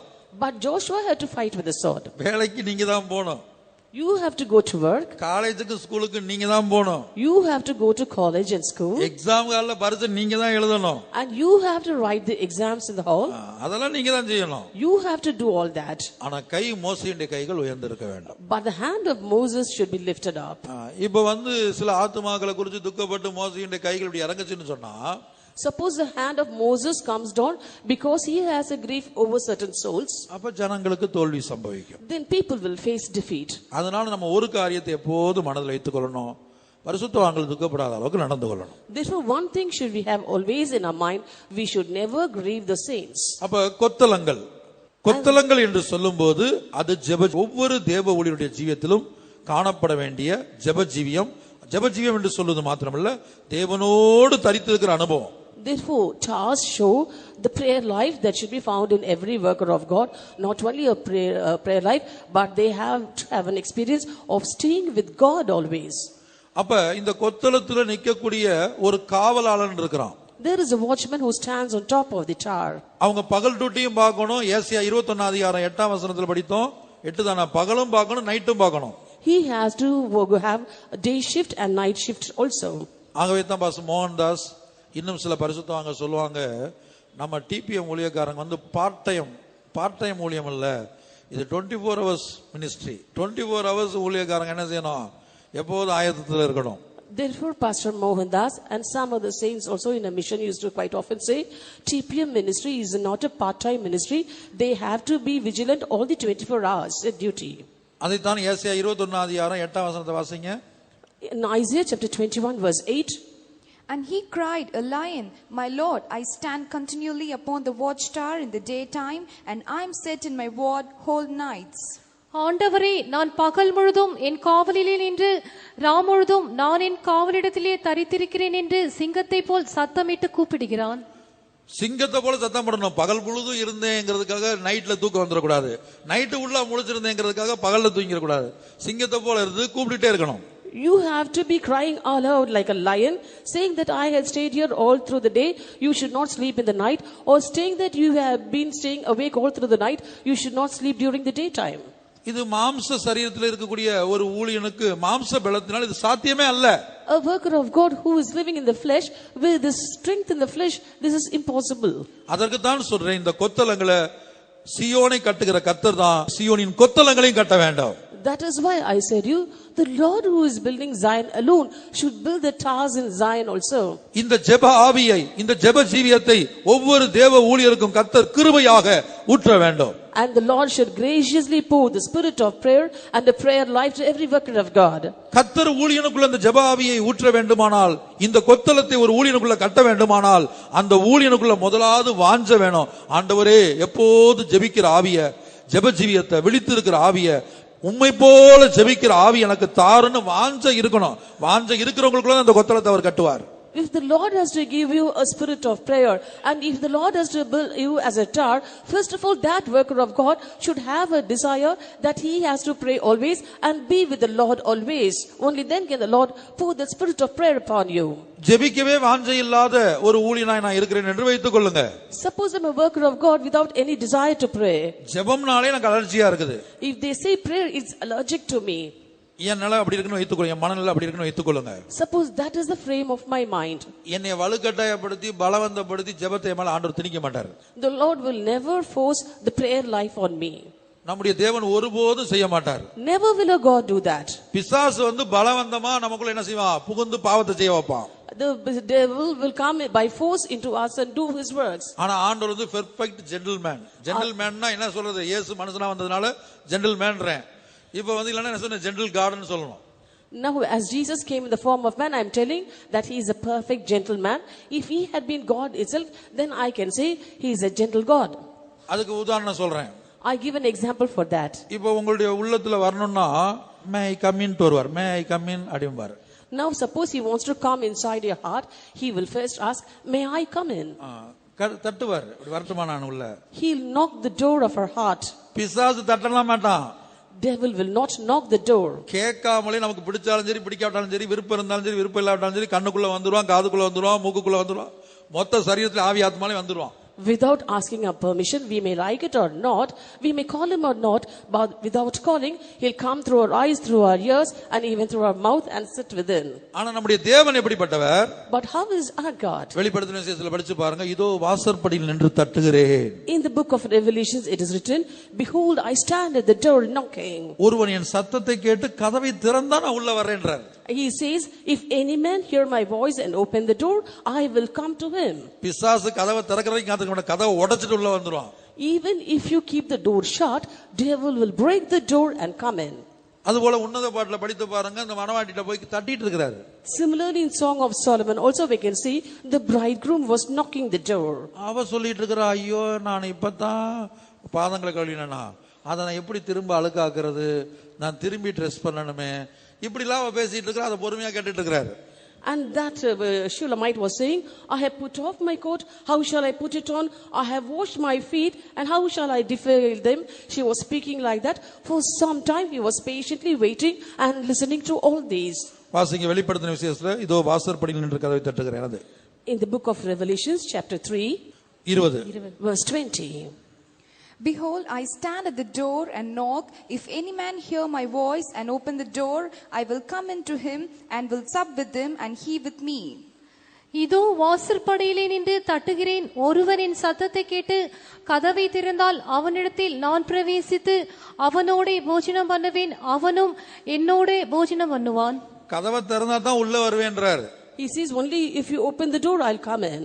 ஆகவே இந்த கொத்தளங்களை என்னுடைய ஜீவியத்துல கட்டும் ஆண்டவரே, தேவனோடு தரித்திருக்கிற ஜீவியம், தேவனோடு உறவாடுகிற வாழ்க்கை, எப்போதும் உடைய சமூகத்துல தரித்திருக்கிற ஜெபிக்கிற ஜீவியத்தை எனக்கு தாரும் என்று நாம் வாஞ்சிக்கணும், கெஞ்சணும்.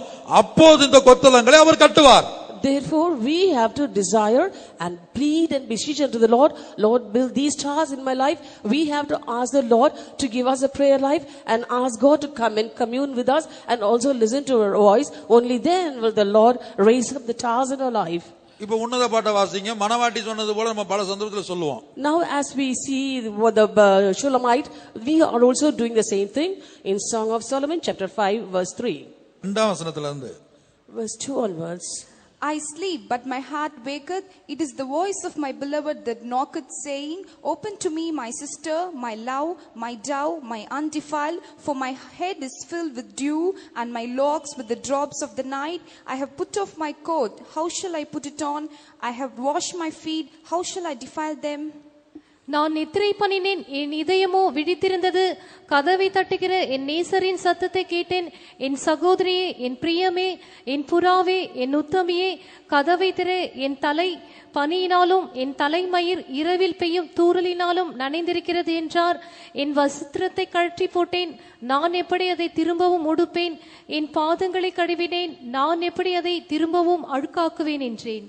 இது போல நம்முடைய நிலவரம் காணப்படுகிறது. Our state is also similar to this. எவ்வளவு அருமையா 4 தடவை அருமையான வார்த்தை சொல்றார். 4 wonderful words he is using. என் சகோதரியே, My sister, என் பிரியமே, my love, என் புறாவே, my dove, N உத்தமியே, my undefiled. என்ன சொல்லி நீ கூப்பிடு. You can call out any name. என் சகோதரியன் கூப்பிட்டா என்ன, Or you might call my sister. என் பிரியமேன்னு கூப்பிட்டா என்ன, And also call my love. என் புறாவேன்னு கூப்பிட்டா என்ன, What's wrong in calling my dove? என் உத்தமியேன்னு கூப்பிட்டா என்ன, And why calling my undefiled? கதவை திறன்னு கேக்குறாரு. He's asking her to open the door. பிசாசு இப்படி எல்லாம் கூப்பிட்டு வர மாட்டான். Devil won't call such names when he comes in. கதவை தட்டிக்கிட்டு இருக்க மாட்டான். He won't stand knocking the door. அதைத்தான் ரோமர் 7ஆம் அதிகாரத்துல பவுல் சொல்றார், நான் வெறுக்கிறதை திரும்ப செய்கிறேன். That's what in Romans chapter 7 St. Paul says, I do the evil that I hate. நீங்கள் நானும் எதெல்லாம் செய்யக்கூடாதுன்னு வெறுக்கிறோமோ அதை பிசாசு செய்ய வைப்பான். And you and I hate to do certain things, but the devil makes us do it. பலவந்தமா வருவான். He will come by force. அவன் மட்டும் வந்தா பரவாயில்ல. It's enough if he comes alone. உங்களுடைய வீட்டுக்கு ஒரு விருந்தாள் வந்தா பரவாயில்ல. It's enough if one guest comes to your house. அவன் என்ன செய்வான், தன்னிலும் பொல்லாத ஆவிகளை பல ஆவிகளை கூட்டி வருவான். He will bring some many wicked spirits, more wicked than that to your house. பொல்லாத ஆவிகளை கூப்பிட்டு பலவந்தமா உள்ள வந்து நுழைவான். Bringing in wicked spirits, he'll come by force into your house. ஆனா இவர் அப்படி அல்ல. But he is not so. என் புறாவே, My dove, என் பிரியமே, my love, என் சகோதரியே, my sister, N உத்தமியே, my undefiled. கதவை திறமான்றார். He says, open the door please. ஆனா அவ சொல்ற, என் வஸ்திரத்தை கழற்றி போட்டேன். She's telling, I have put off my coat. நான் எப்படி எழுப்பி மறுபடியும் அதை உடுத்துறது? How come I have to get up and put it once again? என் பாதங்களை கழுவினேன். I have washed my feet. நான் எப்படி திரும்ப அதை அழுக்காக்குறது? How shall I defile them? இதுதான் இப்ப அவளுடைய பிரச்சனை. This is a problem now. மணவாளன் பிரச்சனை இல்ல. Bridegroom is not a problem for her. அப்ப இதை எதற்காக நான் சொல்ல வர்றேன்? Why am I telling this? எனக்குள்ள ஒரு வாஞ்ச, ஒவ்வொரு தேவ ஊழியருக்குள்ள ஒரு வாஞ்ச உண்டாகணும். A desire should be found in every worker of God. ஒரு ஜெப ஜீவியம் வேணும். We need a prayer life. இரவுல தூக்கம் வரக்கூடாது. We should not sleep at night. தேவ சமூகத்துல விழித்து இருக்கணும். I have to be awake in God's presence. பகல்ல இருக்கணும். I have to be there in the daytime too. ஆண்டவரோட இருக்கணும். I have to be with God. ஆண்டவர், இந்த உலகத்துல எனக்கு வேற ஒண்ணும், ஒரு பரிசுத்தவான் சொன்னார், இந்த உலகத்துல எனக்கு வேற ஒண்ணுமே வேண்டாம். A saint said, I need nothing in this world. எனக்கு தெரிஞ்ச ஒரு பரிசுத்தவான் தான். A saint whom I knew. நான் பார்த்திருக்கிறேன் அவரை. I have seen him. இந்த உலகத்துல எனக்கு ஒண்ணுமே வேண்டாம். I need nothing in this world. உம்மோடு இருக்கணும். I have to be with you. ஒரு point. That's the first point. அடுத்தவர் சொல்றார், Next he says, என்ன கொண்டு நீ பெரிய வேலை செய்யணும்னு நான் விரும்பல. I do not expect you to do some great thing using me. எனக்கு உள்ள வேலை செய்யணும்னு விரும்புறேன். I want you to work within me. என்ன கொண்டு பெரிய வேலை, மற்றவங்க வாழ்க்கையில பெரிய காரியம் செய்யணும் இல்ல. I do not want you or expect you to do some great work in the life of someone else using me. என் மூலமாக அல்ல, Not through me. எனக்கு உள்ளே நீர் வேலை செய்யும். You have to work within me. என்னுடைய வாழ்க்கையில எனக்கு உள்ள வேலை செய்யும். In my life, you have to work within me. கர்த்தருடைய பரிசுத்த நாமத்துக்கு மகிமை உண்டாகட்டும். Glory be to God's holy name. ஆகவே இந்த கொத்தலங்கள் யார் வாஞ்சிக்கிறார்களோ அவர்களுடைய ஜீவியத்துல ஆண்டவர் கட்டுகிறார். Therefore, Lord builds these stars in the life of those who desire it. அப்படியான கொத்தலங்கள் கட்டினாதான் சீயோன் வேலை முடியும். Only if the towers are being built, the work of Zion will be completed. அப்படியானால் இந்த பூமியில நம்முடைய கண்களுக்கு தெரியாமல் ஜெபத்தை வாஞ்சிக்கக்கூடிய, ஜெபத்துல தரித்திருக்கக்கூடிய, தேவனோடு உறவாடுகிற பரிசுத்தவான்கள் இருக்கிறார்கள். If that be so, even though it's not known to our eye, there are saints living in this world who desire a prayer life, who desire to be with God. நம்முடைய கண்களுக்கு பரிசுத்தவாங்க ஜெபிக்கிறதெல்லாம் தெரியாது. We might not be able to watch by our eyes the saints praying. சில வேளை பரிசுத்தவாங்க தூங்குறது உங்களுக்கு தெரியும். At times you might think the saints are sleeping. கர்த்தருடைய பரிசுத்த நாமத்துக்கு உண்டாகட்டும். Glory be to God's holy name. ஆனா பரிசுத்தவாங்க ஜெபிக்கிறது உங்களுக்கு தெரியாது. But you do not know the saints are praying for you. எலியா கிட்ட கர்த்தர் சொன்னார். The Lord said unto Elijah, அவன் நான் ஒருத்தன் தான் இருக்கிறேன்னு சொன்னான். he said, I alone am surviving. ஆண்டவர் சொன்னார், நீ இருக்கிற அந்த ஏரியாவிலே உன் கண்களுக்கு தெரியாம பாகாலுக்கு முன்பாக முழங்கால் படியிடாத 7000 பேரை வச்சிருக்கிறேன்.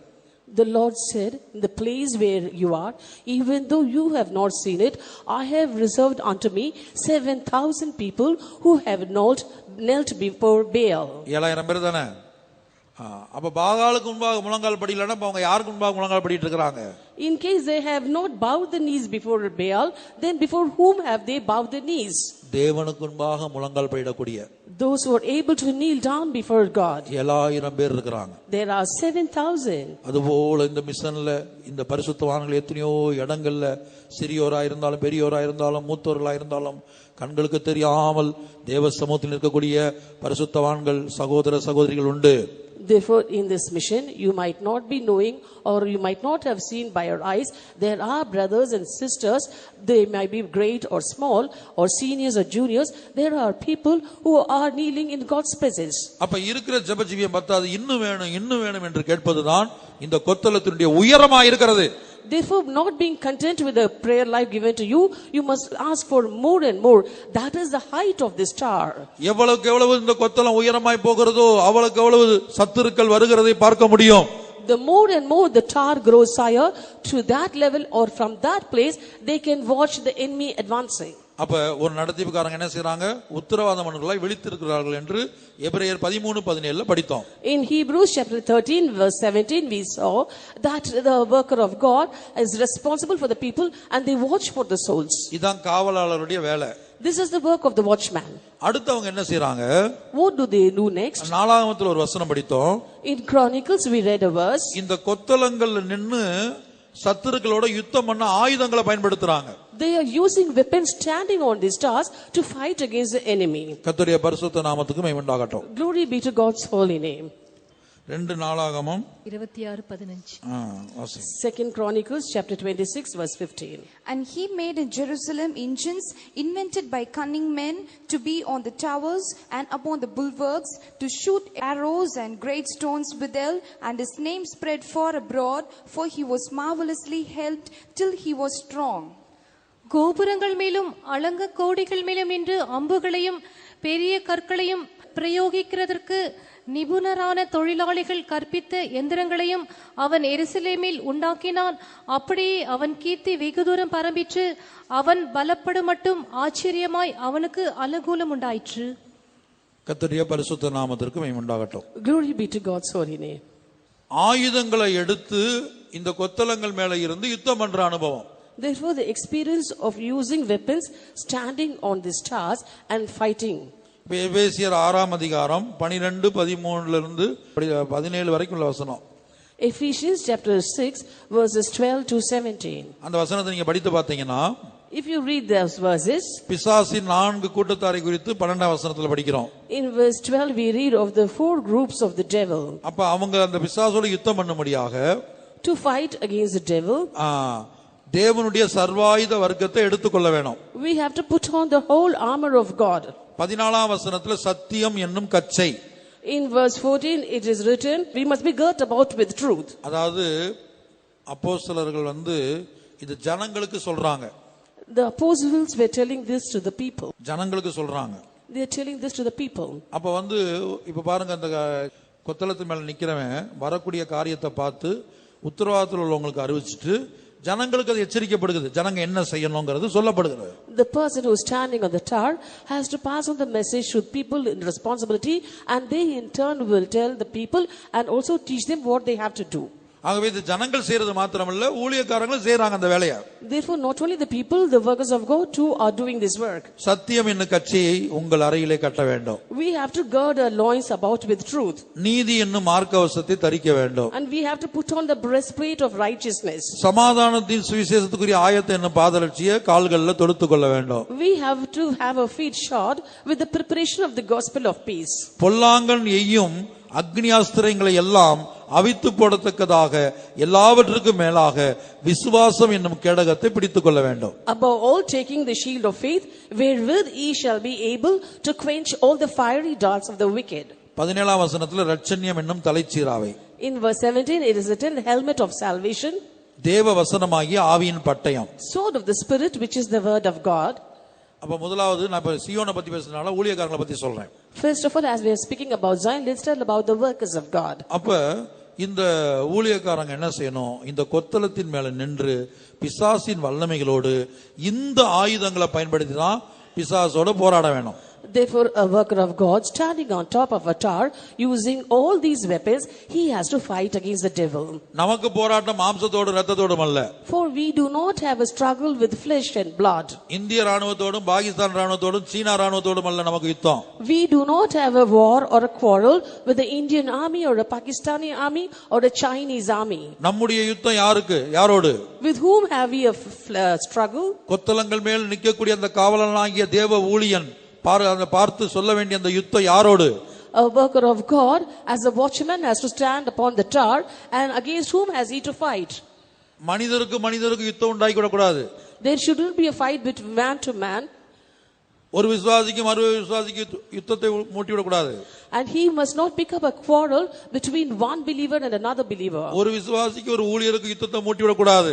He must not kindle a battle between one worker of God and another worker of God. நான் கொத்தளத்து மேல உயரமா நின்னு பார்த்தேன். I stood on top of the tower and watched. அவங்க உங்க குடும்பத்துக்கு விரோதமா பேசிக்கிட்டு இருந்ததை கேட்டேன். I heard them speak against your family. போய் கொளுத்தி போட்டு போயிட கூடாது. In this way you must not ignite. அது மாதிரி கொத்தளத்து மேல ஏறி நின்னு என்ன செய்ய கூடாது? ரெண்டு மனிதர்களுக்கு சண்டை இழுத்து விட கூடாது. In this way, standing on top of the tower, you must not make two people to fight. கொத்தளத்தின் மேல நிக்கிறவருடைய நோக்கம் நம்முடைய யுத்தம் பிசாசோட தான். The aim of standing on top of the tower is that we have to know that the fight for us is against the devil alone. சில வேளை கர்த்தர் நம்மோட யுத்தம் பண்ண வருவார். At times the Lord might come to fight against us. அது நேற்றைய தினத்துல நம்ம பார்த்தோம். We saw that yesterday. கர்த்தர் சில வேளை நமக்கு எதிரியா மாறி வருவார். Sometimes the Lord might turn out to be your adversary. கர்த்தர் எப்போதெல்லாம் எதிரியா வர்றாரு? When does the Lord come as an enemy? யாருக்கெல்லாம் எதிரியா வர்றாரு? For whom does he come as an enemy? முதல்ல ஏசாயா 63:10 தானே. First in Isaiah chapter 63 verse 10. கலகம் பண்ணக்கூடிய சுபாவம் உள்ளவங்களுக்கு, those who are rebellious, கர்த்தர் எதிரியா மாறுறார். the Lord turns out to be their adversary. இரண்டாவது பிலேயாமை குறித்து படிக்கும்போது, Second, when we read about Balaam, வழி மாறுபாடா இருக்கும்போது கர்த்தர் எதிரியா வர்றார். when his way was perverse, the Lord turned out to be his enemy. அதாவது தேவ சித்தத்தை விட்டு விலகி செல்லும்போது, that is when he departed from the will of God. மூன்றாவது, Third, பெருமையுள்ளவனுக்கு தேவன் எதிர்த்து நிற்கிறார். the Lord resisted the proud. பெருமையுள்ளவனுக்கு தேவன் அனுகூலமா நிக்க மாட்டாரு. The Lord will not be favorable to the proud. இப்ப எனக்குள்ள உங்களுக்குள்ள பெருமை வந்தா நமக்கு சத்துரு பிசாசு அல்ல. If pride comes within me or you, our enemy is not the devil. Opposite பார்ட்ல நிக்க கூடியது பிசாசு அல்ல. The one who stands on the opposite side is not devil. எனக்குள்ள பெருமை வந்தாச்சுனா எனக்கு ஆப்போசிட்டா நிக்க கூடியது கர்த்தர். If pride comes into me, the one who is standing against me is the Lord. அப்ப என்ன செய்யணும்? Then what should we do? சத்துரு யாருங்கறத முதல்ல பார்க்கணும். First find out the enemy. பகுத்தறியணும். We have to discern. அதான் யுத்தம் பண்ணக்கூடிய விஷயத்தை ஆண்டவர் சொல்லி கொடுக்கிறார். That is why the Lord teaches the way we have to fight.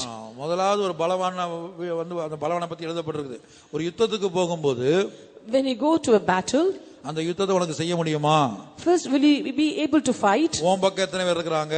How much are there to side you? எதிரி பக்கம் எத்தனை பேர் இருக்காங்க? And how much are there in the opposition? இதெல்லாம் பகுத்தறிய வேண்டும் என்று இயேசு சொல்லி இருக்கிறார். Jesus says, first of all, you have to sit down and find out. இப்ப நான் என்ன சொல்றேன்னா, Now what I tell is, முதல்ல நம்முடைய சத்துரு யாருங்கிறது நமக்கு தெரியணும். first of all, we have to find out who our enemy is. அப்ப நமக்கு ரெண்டு சத்துரு தான். We have got only two enemies. ஒன்னு பிசாசு. First is the devil. அதான் எபேசியர் 6:12. That's what we read in Ephesians chapter 6 verse 12. அல்லது Or பிசாசு இல்லன்னு வெச்சுக்கங்க. இப்ப நானும் பிசாசும் க்ளோஸ் ஆகலாம். now I am very close with the devil. எனக்குள்ள பெருமை வந்தாச்சுன்னா பிசாசு எனக்கு க்ளோஸ் ஆயிரும். Now pride comes within me, I get very close to the devil. தேவனுடைய வழியை விட்டு நான் விலகி போயிட்டு இருக்கேன்னு சொன்னா பிசாசு எனக்கு க்ளோஸ் ஆயிரும். If my way is perverse from that of God, I get close to the devil. கலகம் பண்ணுகிற சுபாவம் எனக்குள்ள வந்துருச்சுன்னா பிசாசு நானும் ரொம்ப க்ளோஸ் ஃப்ரெண்ட்ஸ் ஆயிரலாம். If I become rebellious, then I and devil go hand in hand. அப்ப கர்த்தர் எனக்கு எதிரியா இருக்கிறார். Then the Lord will be my enemy. ஆகவே ஒரு தேவனுடைய ஊழியனா இருந்தாலும் விசுவாசியா இருந்தாலும் சத்துரு யார் என்பதை பகுத்தறியணும். Therefore, be it a worker of God or a believer, first of all, he has got to find out who the enemy is. சத்துரு வந்து பிசாசா இருந்தா பிசாசோட யுத்தம் பண்றதுக்கு ஆண்டவர்ட்ட உதவி கேட்கணும். If the devil is the enemy, to fight against the devil, we can ask help from God. அதுக்கு சில ஆயுதங்களை ஆண்டவர் கொடுத்திருக்கிறாரு. And the Lord has provided certain weapons for that. அதை தான் எபேசியர்ல சில ஆயுதங்களுடைய பெயரை படித்தோம். And that's why we read the names of certain weapons from Ephesians. இவை இல்லாம இன்னும் ரெண்டு ஆயுதங்கள் இருக்குது. Other than this, there are two more weapons. அதை தான் வெளிப்படுத்தல் 12:11. That's what we read in Revelation chapter 12 verse 11. அந்த ரெண்டு ஆயுதங்களை கொண்டு வலு சர்ப்பத்தை ஜெயிக்கலாம். And using those two weapons also we can overcome the dragon. அல்லது சாத்தானை ஜெயிக்கலாம். Or we can overcome the devil. And they overcame him by the blood of the Lamb and by the word of their testimony, and they loved not their lives unto the death. மரணம் நேரிடுகிறதா இருந்தாலும் அதற்கு தப்பும்படி தங்கள் ஜீவனையும் பாராமல் ஆட்டுக்குட்டியின் இரத்தத்தினாலும் தங்கள் சாட்சியின் வசனத்தினாலும் அவனை ஜெயித்தார்கள். பாருங்க, பிசாசு ஜெயிக்கிறதுக்கு இங்க ரெண்டு ஆயுதம் சொல்லப்பட்டிருக்கு. Here two weapons are mentioned to overcome the devil. ஒருவேளை தேவன் எதிரியா இருக்கிறார் என்று வைத்துக் கொள்ளுங்க. Suppose God is the adversary, அப்ப நாம் கெஞ்சி பிரார்த்திக்கணும். then we must beseech the Lord and pray unto him. ஆண்டவருடைய பாதத்துல சாஷ்டாங்கமா விழுந்துறணும். We have to prostrate at the feet of the Lord. கெஞ்சணும், கதறணும். We have to beseech and cry aloud. அப்போது ஆண்டவர் மனதுருகுவார். Then the Lord will be compassionate. நிச்சயமா கர்த்தர் மன்னிப்பார். Surely the Lord will forgive. அவர் சத்துருவா மாறின பிற்பாடு நம்ம தாழ்த்துனோம் என்று சொன்னால் உடனே மன்னித்து விடுவார். Even after he has become our enemy, if we humble ourselves, immediately he will change sides and forgive us. அதற்கு வேதத்துல எத்தனையோ உதாரணங்களை நம்ம பார்க்கலாம். There are so many examples in the scripture for that. கர்த்தர் ஆகாபுக்கு விரோதியாய் மாறினார். The Lord turned out to be the enemy of Ahab. அவன் தாழ்த்தின போது உடனே மன்னிக்கிறேன்னு சொன்னார். When he humbled himself, immediately the Lord was willing to pardon him.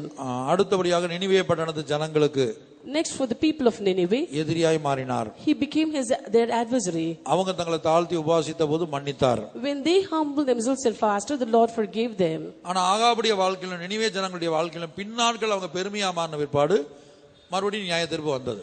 But when we see the life of Ahab and the life of the people of Nineveh, later in life once again they backslid, and so the judgment of the Lord came upon them. ஆகவே இரண்டாவது இந்த காவலாளருடைய வேலை, அந்த கொத்தளத்தில் மேல் நிற்கிற தேவ ஊழியனுடைய வேலை, முதல் வேலை காண்கிறத தெரிவிக்கணும். ஆத்துமாக்களுக்காக விழித்திருந்து உத்தரவாதம் பண்ணணும். Therefore, the first work of the watchman or worker of God who stands upon the tower is that they have to declare what they see.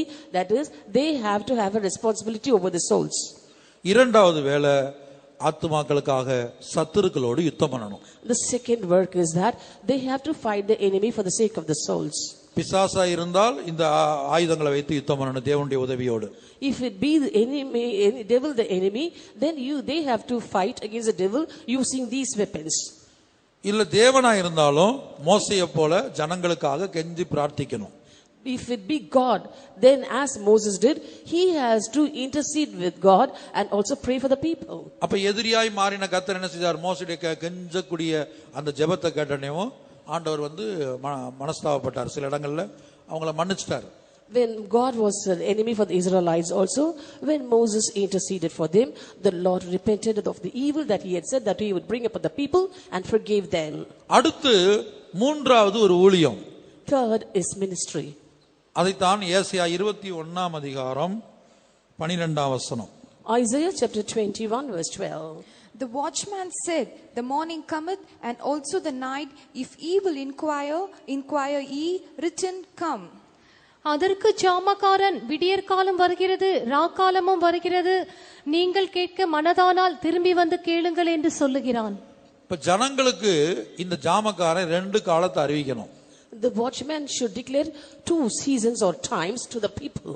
விடியற்காலம் வருகிறது. The morning cometh. இப்ப பாத்தீங்கன்னா நைட்ல நல்லா தூங்குறவங்க சிலர் இருப்பாங்கன்னா, சில இடங்கள்ல பாத்தீங்கன்னா சங்கூதுவாங்க, சில இடங்கள்ல சங்கூதுவாங்க, சில ஃபேக்டரிஸ்ல இன்னும் பல இடங்கள்ல எல்லாம் சங்கூதுற சத்தத்தை கேட்டு எழும்பி தங்களுடைய வேலைக்கு போறதுக்கு, பிள்ளைகளுக்கு சமைக்கிறதுக்கு ஆயத்தப்படுற எத்தனையோ தாய்மார்கள் இருப்பாங்க.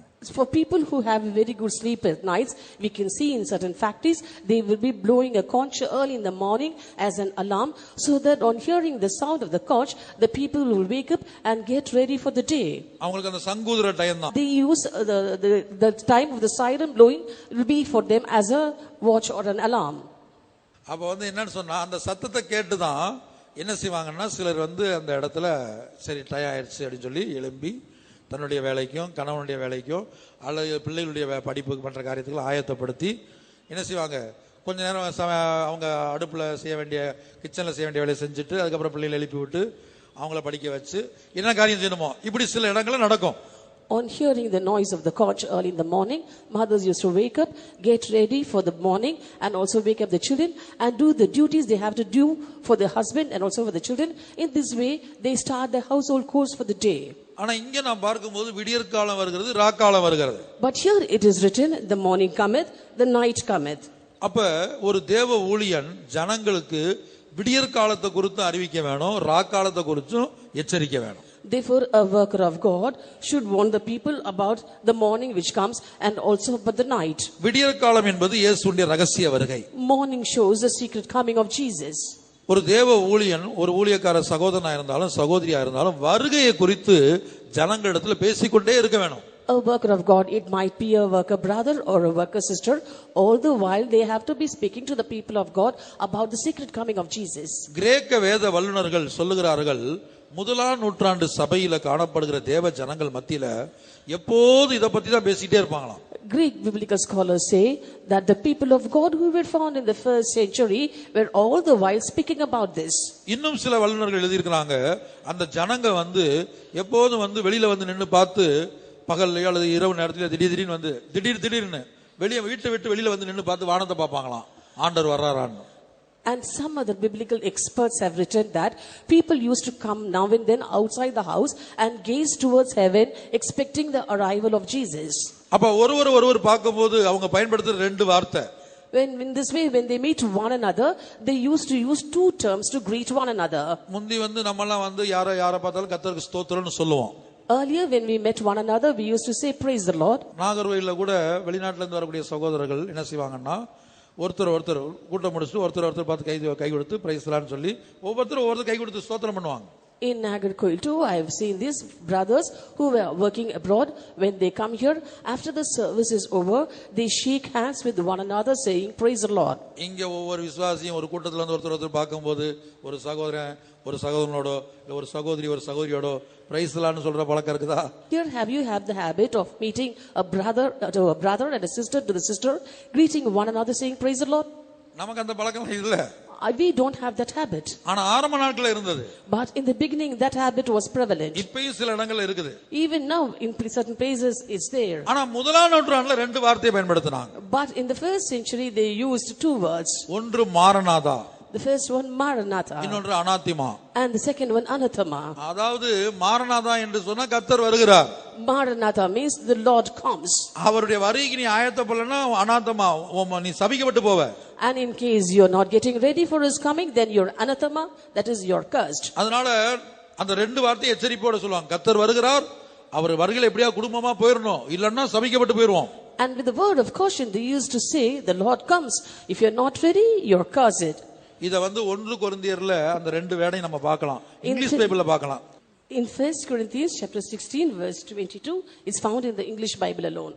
If any man love not the Lord Jesus Christ, let him be anathema maranatha. ஒருவன் கர்த்தராகிய இயேசு கிறிஸ்துவிடத்தில் அன்பு கூறாமற் போனால் அவன் சபிக்கப்பட்டவனாயிருக்க கடவன். கர்த்தர் வருகிறார். கர்த்தர் வருகிறார்ங்கிற வார்த்தைக்கு இங்கிலீஷ் பைபிள்ல மாரநாதான் இருக்கு. மாரநாதாங்கிறது இங்கிலீஷ் வேர்டு இல்ல, Greek word. Maranatha is a Greek word and it signifies in English that Lord comes. அதுபோல இங்கிலீஷ் பைபிள்ல அனாத்திமாங்கிற வார்த்தை இருக்கும், அதுவும் இங்கிலீஷ் வேர்டு கிடையாது, அதுவும் Greek word. Similarly, the word anathema finds its place in the English Bible, but it's not an English word, it's a Greek word. அப்ப அதோட அர்த்தம் சபிக்கும். அதுக்கு பல அர்த்தம் இருக்குது, அது ஒரு தண்ணி கேசட்டாவே இருக்குது. அந்த டாபிக் நம்ம பேச வரல. அதாவது கர்த்தர் வருகிறார். ஒரு ஆளை பார்க்கும்போது கர்த்தர் வருகிறார். அப்ப ஊழியர்கள் கூட ஜனங்களை பார்க்கும்போது கர்த்தர் வருகிறார். நீங்க அவருடைய வருகையில குடும்பமா போகணும், இல்லைன்னா சபிக்கப்பட்டு போயிருவோம். சபிக்கப்பட்டு போறது மாத்திரம் அதுக்கு பல அர்த்தம் இருக்குது, அதெல்லாம் இப்ப சொல்ல சமயம் இல்லை எனக்கு. Anathema has got many meanings and I have given a separate message, but now I want to say you, when people, workers and believers met, they used to say Maranatha and Anathema, that is Jesus comes. In case you're not ready to meet Jesus, then you're Anathema, that means you're cursed. இப்ப நான் அந்த ரெண்டு வார்த்தைக்கு ரெண்டு Greek word சொல்றேன். Now I'll give you the Greek word for these two words. முதலாவது ஜாமக்காரன். இப்ப நான் ஒரு ஜாமக்காரன் சொல்றேன். First, I'm a watchman, I say. ஏசாயா 21:12 வசனத்துல என்ன வாசிச்சோம்? விடியற் காலம் வருகிறது. In Isaiah chapter 21 verse 12 we read, morning cometh. அதுக்கு கிரீக் வேர்டு நான் சொல்றேன். I'll give you the Greek word இது for நானா that. சொல்றேன்.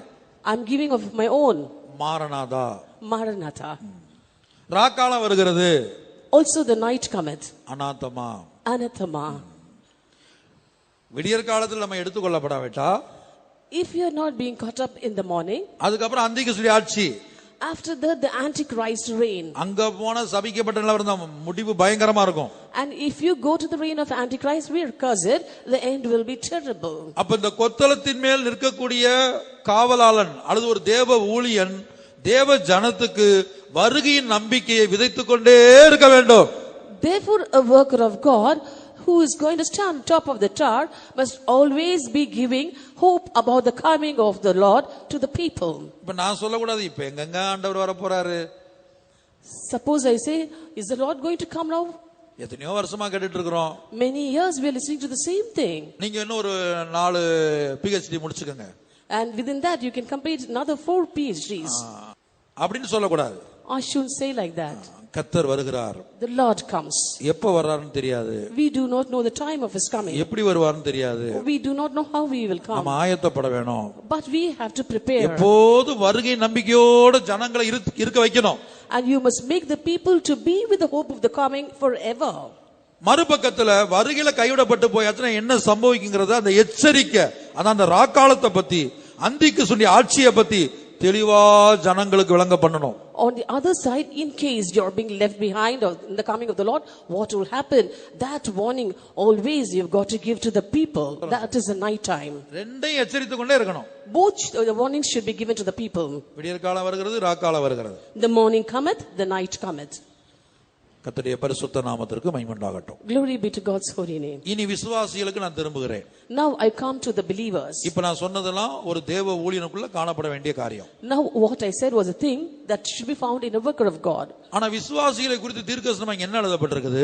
But what is the prophecy given for the believers here? சீயோனை சுற்றி அவங்க உலாவணுமா. They have to walk about Zion and go round about it. அதன் கொத்தளங்களை எண்ணணுமா. And have to tell the task thereof. இந்த எண்ணணுங்கிற வார்த்தைக்கு ரெண்டு meaning, பல meaning இருக்குது கிரீக்ல. நான் ரெண்டு மீனிங்க சொல்றேன். And for the word tell, there are many meanings given in Greek. Out of that, let me give you 2. அப்ப அதாவது எண்ணுங்கள்னு சொல்லும்போது அந்த டெல்ங்கிற வார்த்தைக்கு, இங்கிலீஷ்ல உள்ள டெல்ங்கிற வார்த்தைக்கு பல அர்த்தங்கள் இருக்குது. For the term tell in English Bible, it's got many meanings. அதாவது கவுண்ட் பண்றது. We have to count. 1 2 3 அப்படின்னு சொல்றோம் இல்லையா? We have to count or number 1 2 and 3. அப்ப ஒரு தேவ ஊழியருடைய ஜீவியத்துல எத்தனை கொத்தளங்கள் இருக்கு? அதோட அர்த்தம் என்னன்னா, உங்க குடும்பத்துக்காக ஒரு தேவ ஊழியர் எவ்வளவு பிரயாசப்பட்டிருக்கிறார், எவ்வளவு ஜெபிச்சிருக்கிறார், இல்ல அவர் கொடுக்கப்பட்ட சத்தியத்தின் மூலமாக உங்களுடைய ஜீவியத்துல கணவனுடைய வாழ்க்கையில, மனைவியுடைய வாழ்க்கையில, பிள்ளைகளுடைய வாழ்க்கையில, உறவினர்களுடைய வாழ்க்கையில என்னென்ன காரியங்கள் உண்டாயிருச்சுங்கிறத அதை என்ன செய்யணும்? ஒவ்வொரு காரியத்தை எண்ணி பார்க்கணும். You have to count the tasks in the life of a worker of God. That is, that worker of God who would have prayed for you and for your family, and by the efforts of the worker of God, the things that happened in your life, in your family, and also in the life of your relatives, it should be counted down. இரண்டாவது காரியம், Second matter, அதை குறித்து மற்றவங்ககிட்ட பேசணும். we have to speak about that to others. அந்த சீயோனை குறித்து, அதாவது சுருக்கமா சொல்ல போனா, சீயோனை குறித்து அந்த கொத்தளங்களை பற்றி, கோபுரங்களை பற்றி மட்டும்தான் பேசணும். In short, we have to speak about the towers of Zion alone to others. இன்னொரு விதத்தில் சொல்ல போனா, ஒரு தேவ ஊழியனுடைய வாழ்க்கையில காணப்படுகிற உன்னதமான சுபாவம், உன்னதமான ஜீவியத்தை குறித்து மட்டும்தான் ஜனங்கள் மற்றவங்ககிட்ட பேசணும். In other words, we can say that we have to speak about the excellent life or the positive things about a worker of God alone to others. அதைத்தான் எண்ணி பார்க்கணும். That is what we have to count. இப்போ ஒரு brother வந்து ஒரு பிரசங்கத்திலேயோ ஒரு வருஷத்துல, இப்ப நான் இங்க 3 வருஷம் இருந்திருக்கிறேன். Now I have been here for 3 years. இப்போ ஒருவேளை அடுத்த வாரம் நான் மாறி போறேன்னு வச்சுக்கோங்க. Suppose I'm being transferred next week. நான் மாறி போன பிற்பாடு வீட்டுல உட்காந்து குடும்பமா உட்காந்துக்கிட்டு 3 வருஷத்துல அவர் எத்தனை முறை என்னை திட்டினாரு, 1 2 3, முதல் வருஷத்துல ஒரு 12வது சண்டே சர்வீஸ்ல இப்படி பேசினாரு, அடுத்த வருஷத்துல ஃபர்ஸ்ட் நியூ இயர் சர்வீஸ்ல பேசினாரு. இப்படி எண்ணிக்கிட்டு இதை எண்ணிக்கிட்டு இருக்க கூடாது. After I get transferred, sitting as a family in your house, you must not count the number of times I scolded you, saying the 12th month he scolded me, the new year itself, in the first day itself he scolded me. In this way, you must not be counting it out. அதுக்கப்புறம் பேசுறது. After that, speaking. என்றதுங்கிறது நம்மளே மனதுல கணக்கு வைக்கிறது. When we say of counting, we are considering that in our mind. இரண்டாவது டெல்லுங்கிற வார்த்தை பேசுறது, மற்றவங்ககிட்ட பேசுறது. When the second meaning for tell is speaking it out to others. அல்லது பின்வரும் சந்ததிக்கு விவரிக்கிறது. Or telling it to the generation to come. ஒரு ஊழியக்காரர் இருந்தாரு, எப்படி திட்டுவார் தெரியுமா? Do you know how he used to scold? அப்படி விவரிக்கணும். And they are describing like that. இன்னாரை எப்படி திட்டினார் தெரியுமா? Do you know how he scolded the other person? அவங்கள எப்படி திட்டினார் தெரியுமா? Do you know how he scolded that one? இப்படி இத நீங்க பேசக்கூடாது. You should not speak this to others. Pastor Lazarus அவர்கள் சொன்ன ஒரு சத்தியத்தை நான் சொல்லி முடிக்க விரும்புறேன். I want to conclude by telling a truth told by Pastor Lazarus. ஏன்னா கர்த்தர் அதை சொல்ல முடியாது, இப்ப என்கிட்ட பேசினார். For the Lord is prompting me to tell that now. Pastor Lazarus அவர்கள் எப்போதும் ஒன்று சொல்லுவார். Quite often Pastor Lazarus used to say one thing. Maximum அவருடைய பிரசங்கத்தில் கண்டிப்பா இந்த சத்தியம் இருக்கும். This truth almost finds its place in almost all his messages. Pastor Lazarus அவர்களுடைய 50 பிரசங்கம் நீங்க கேட்டீங்கன்னா குறைஞ்சது ஒரு 25 பிரசங்கத்திலேயாவது இப்ப நான் சொல்ற காரியம் இருக்கும். If you listen to some 50 messages of Pastor Lazarus, in at least 25 messages you will hear what I'm telling you now. சாலமோனுடைய ஆலயத்துல 12 ரிஷபங்கள் காணப்பட்டது. In the temple of Solomon there were 12 oxen. நீங்க பைபிள்ல அந்த வசனம் தெரிஞ்சா எடுத்துருங்க டக்குன்னு. And you can find out the verse from the Bible. அத குறித்து அவர் என்ன சொல்வார்னா 12 ரிஷபங்கள்ங்கிறது 12 அப்போஸ்தல ஊழியர்களுக்கு அடையாளமா இருக்கு. There were 12 oxen that denotes the 12 apostles and the apostolic ministry. அத 12 ரிஷபங்கள்ங்கிறது அப்போஸ்தல ஊழியத்துக்கு அடையாளம். The 12 oxen is a sign of the apostolic ministry. அது அப்போஸ்தல ஊழியர்களையும் ஊழியத்தையும் காட்டுகிறது. It shows the apostolic ministers or workers of God and the ministry. அந்த ரிஷபத்தை நீங்க பாத்தீங்கன்னா ஜனங்கள் என்ன செய்ய முடியும்னா ரிஷபத்துடைய முன்பக்கத்தை மட்டும் தான் பார்க்க முடியும். The people can see the front view of the oxen alone. அந்த ரிஷபத்துடைய பின்பக்கத்தை பார்க்க முடியாது. No one can see the rear portion of those oxen. ரிஷபம்னா என்னன்னு தெரியுமா? Do you know what that's an oxen? சொல்லுங்க தமிழ்ல சொல்லுங்க. காளை. அப்ப அதோட முன்பக்கத்தை தான் பார்க்க முடியும். You can see only the front view of those oxen. ஆண்டவருடைய ஞானத்தை பாருங்க, அந்த ஆலயத்துக்கு மாதிரியே கர்த்தராக எழுதி கொடுத்தது. We can see the wisdom of God there, for God himself has given the pattern for the temple. தாவீது சொல்றான், தேவன் தம்முடைய சொந்த கரத்தினால் எனக்கு எழுதி கொடுத்தார். David says, by his own fingers the Lord has given the plan to me. அந்த வசனம் எடுத்துட்டீங்களா? Have you taken that verse? Kings chapter 7 verse 25. It stood upon 12 oxen, 3 looking toward the north, and 3 looking toward the west, and 3 looking toward the south, and 3 looking toward the east, and the sea was set about them, and the hinder parts were inward. அது 12 ரிஷபங்களின் மேல் நின்றது. அவைகளில் 3 வடக்கையும் 3 மேற்கையும் 3 தெற்கையும் 3 கிழக்கையும் நோக்கி இருந்தது. கடல் தொட்டி ரிஷபங்களின் மேலாகவும் அவைகளின் பின்புறங்கள் எல்லாம் உள்ளாகவும் இருந்தது. பின்புறம் எல்லாம் உள்ளாக இருந்தது. And the back parts were within. அதாவது திசைக்கு எத்தனை நிக்குது? 3. 3 on each direction. இப்படி பார்த்து 3 நிக்குது. And we say in this three, in this இப்படி direction பார்த்து மூணு 3, நிக்குது, and 3 on the other இப்படி direction, பார்த்து மூணு நிக்குது, and the 3 in the third இப்படி direction, பார்த்து மூணு நிக்குது. and 3 in the fourth இப்ப direction. ஜனங்க வந்து முன்பக்கத்தை தான் பார்க்க முடியும், People can see the front view alone. பின்பக்கத்தை பார்க்க முடியாது. They cannot see the rear side. அதான் அந்த வார்த்தையில் பயன்படுத்தப்பட்டிருக்குது. That's what the word is used. வசனத்தை தமிழுக்கு வாசிங்க. Once again in Tamil. உள்பக்கம் மறைக்கப்பட்டிருந்ததா என்னது? அதின் 12 ரிஷபங்களின் மேல் நின்றது. அவைகளில் 3 வடக்கையும் 3 மேற்கையும் 3 தெற்கையும் 3 கிழக்கையும் நோக்கி இருந்தது. கடல் தொட்டி ரிஷபங்களின் மேலாகவும் அவைகளின் பின்புறங்கள் எல்லாம் உள்ளாகவும் இருந்தது. பின்புறம் எல்லாம் உள்ளாக இருந்தது. And all the hinder parts were inward. அப்ப இதை வைத்து பாஸ்டர் லாசரஸ் அவர்கள் என்ன சொல்வார்னா, Having this, what did Pastor Lazarus say? இது ஒரு தேவ ஊழியனுடைய வாழ்க்கையில வரக்கூடிய பலவீனத்தின் பகுதி, This is the weakness of a worker of God, குறைவுகளின் பகுதி, the shortcomings. அது சில வேளை என்ன செய்யலாம், இருக்கலாம், ஒரு ஊழியனுக்குள்ள இருக்கலாம். It might be in a worker of God, ஆனா ஜனங்கள் அதை பார்க்க கூடாது. but people should not see that. ஒரு ஆள்கிட்ட உள்ள அந்த குறைவுகளை பார்க்க போக கூடாது. People should not look at the shortcomings in a person. அதான் உன்னதமான காரியத்தை மட்டும் தான் பார்க்கணும். You have to see only the excellent things.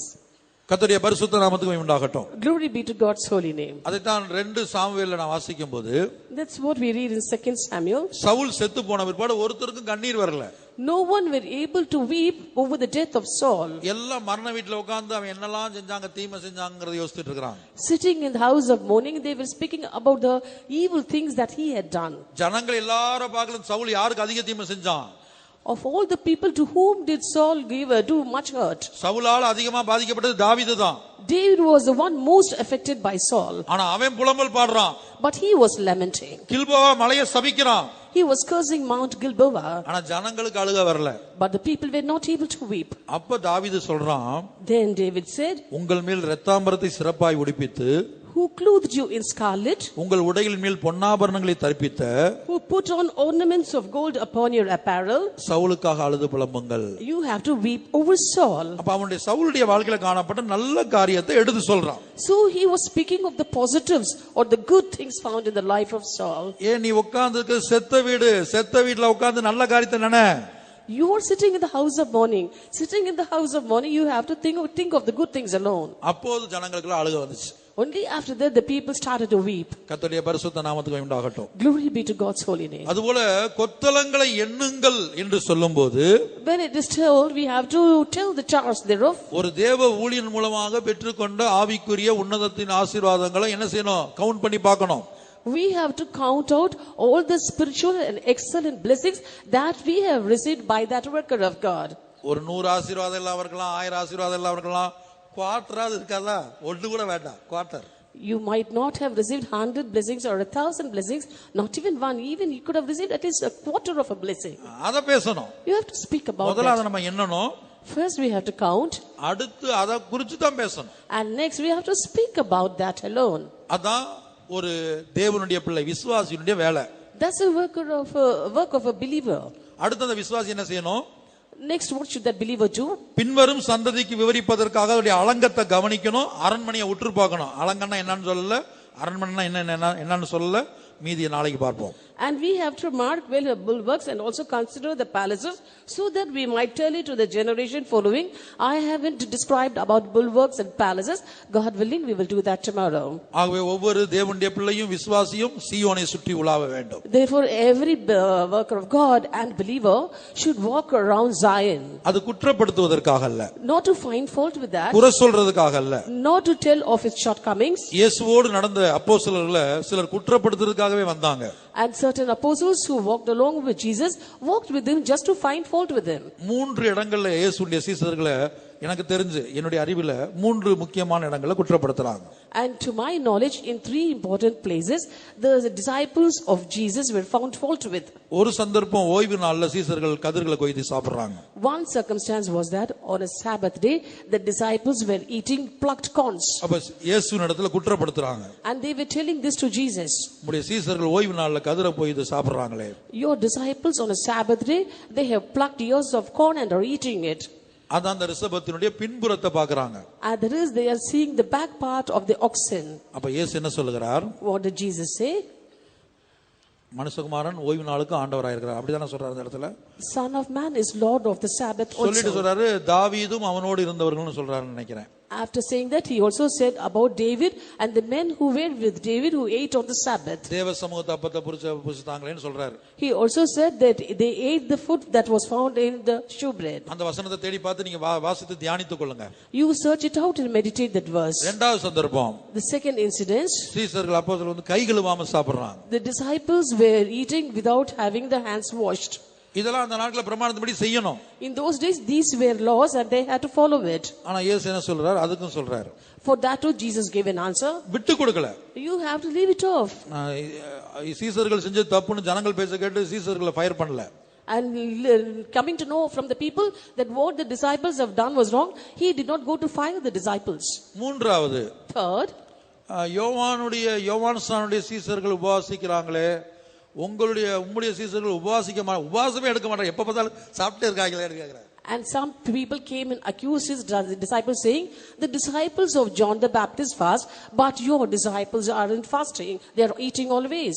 உடனே அதுக்கு ஒரு பதில் சொல்றாரு. And that too he gave an answer. மணவாளன் உயிரோடு இருக்கையில் அவருடைய தோழர் உபவாசிப்பார்கள், அப்படி என்ன சொல்றாரு? When the bridegroom is there, the friends do not fast. மத்தேயு 9:15. Matthew chapter 9 verse 15. சீக்கிரமா. And Jesus said unto them, can the children of bride chamber mourn as long as the bridegroom is with them? But the days will come when the bridegroom shall be taken from them, and then they shall fast. அதற்கு இயேசு, மணவாளன் தங்களோடு இருக்கையில் மணவாளனுடைய தோழர் துயரப்படுவார்களா? மணவாளன் அவர்களை விட்டு எடுபடும் நாட்கள் வரும், அப்பொழுது உபவாசிப்பார்கள். 14ஆம் வசனத்துல வாசிங்க, அதையும் வாசிங்க. In verse 14 he says, then came to him the disciples of John, saying, why do we and the Pharisees fast off, but thy disciples fast not?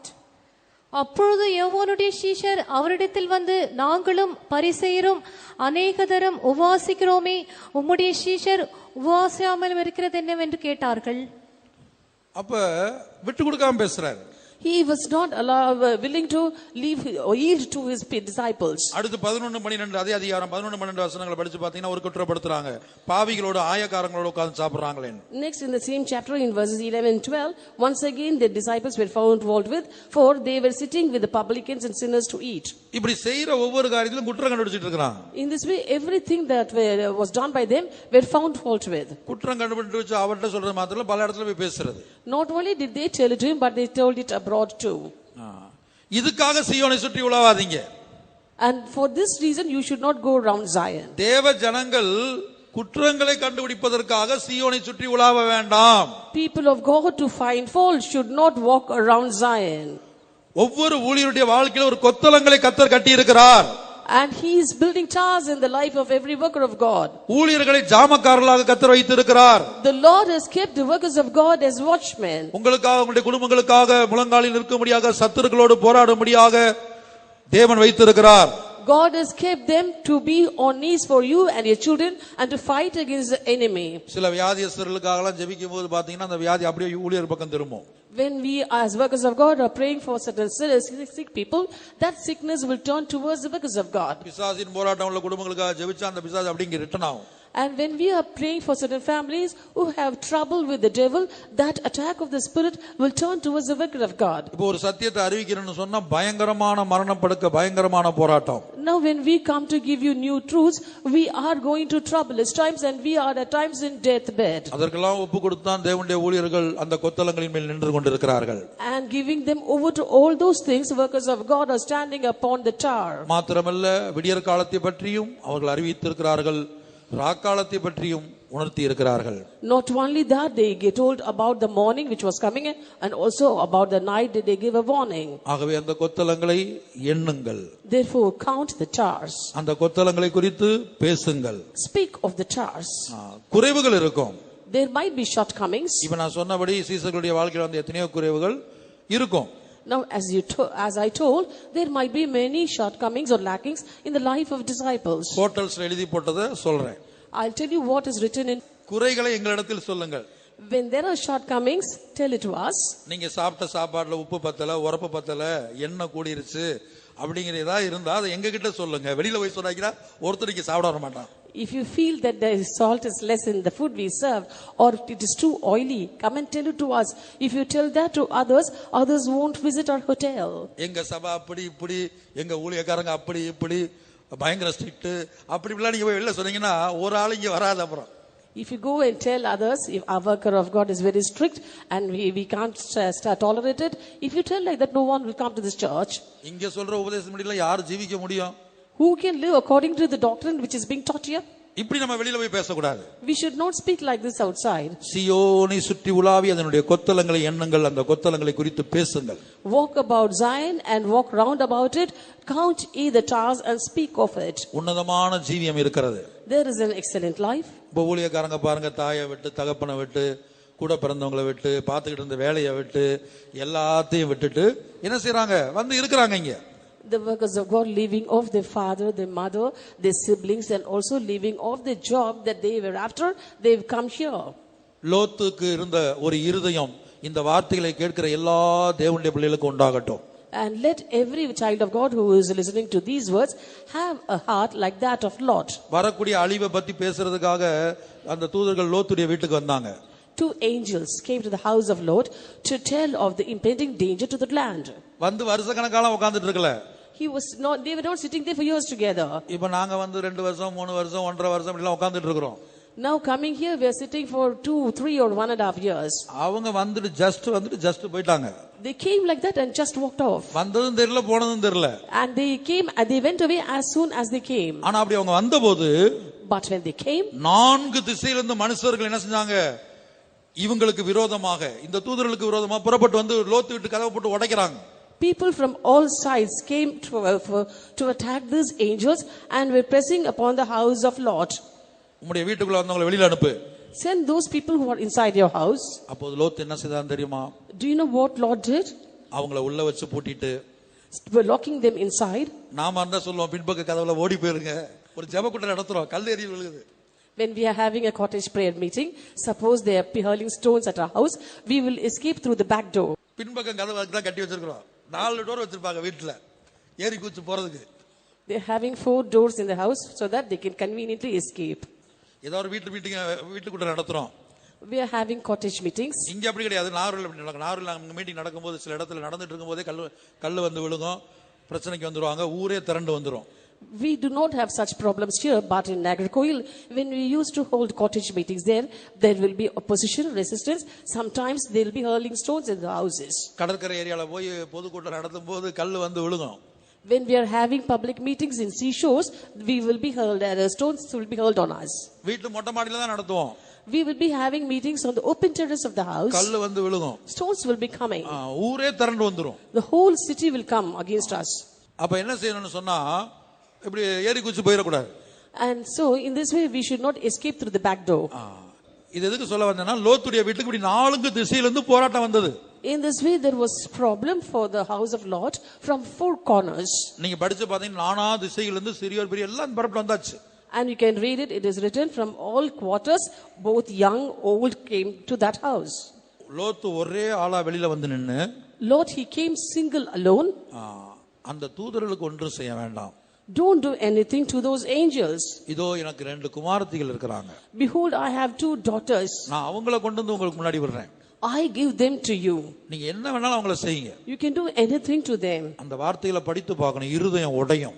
If you read those verses, your heart will break. அந்த வார்த்தையை ஒரு விசுவாசி படித்து பார்த்தா எந்த சூழ்நிலையும் ஒரு ஊழியத்துக்கு விரோதமா ஊழியக்காரங்களுக்கு விரோதமா பேசவே மாட்டாங்க. If a believer reads those verses, in no circumstance will they speak against the ministry and the workers of God. வானத்திலிருந்து இறங்கி வந்த தூதர்கள் இங்க ஊழியம் செஞ்சிட்டு இருக்கிறது. These workers of God have not come from heaven. அந்த ஊழியர்கள் வீட்டை விட்டு, குடும்பத்தை விட்டு, உடன் பிறந்தவர்களை விட்டு, வேலையை விட்டு, எல்லாவற்றையும் விட்டு என்ன செய்றாங்க, ஜனங்களுக்காக உங்களை ஒரு குடும்பமாக எண்ணி கடந்து வர்றாங்க. Those workers of God leaving away their house, leaving away their family, their siblings, even their job and everything they had on earth, and have come to the ministry and have considered you as their own family. நீங்க உங்களுடைய சொந்த குடும்பத்தெல்லாம் லோத்து போல பலி செலுத்த வேண்டாம். And you need not offer your family as a sacrifice as Lot did. வாயை மூடி குறைவுகளை குற்றங்களை தூசிக்காம பேசாம இருந்தா போதும். and you just shut your mouth and don't talk of the lackings or the shortcomings in the ministry or in the work of God. சீயோனை சுற்றி உலாவி அதன் கொத்தளங்களை எண்ணும்படியாக ஒவ்வொரு புதிய எருசலேமாய் மாறப்போகிற ஒவ்வொரு விசுவாசிக்கும் தேவையான கிருபையை இப்போதே தேவன் அனுப்புவாராக. Right now let the Lord send grace to every believer who is going to become New Jerusalem, so that they walk about Zion and go round about her and tell the task thereof.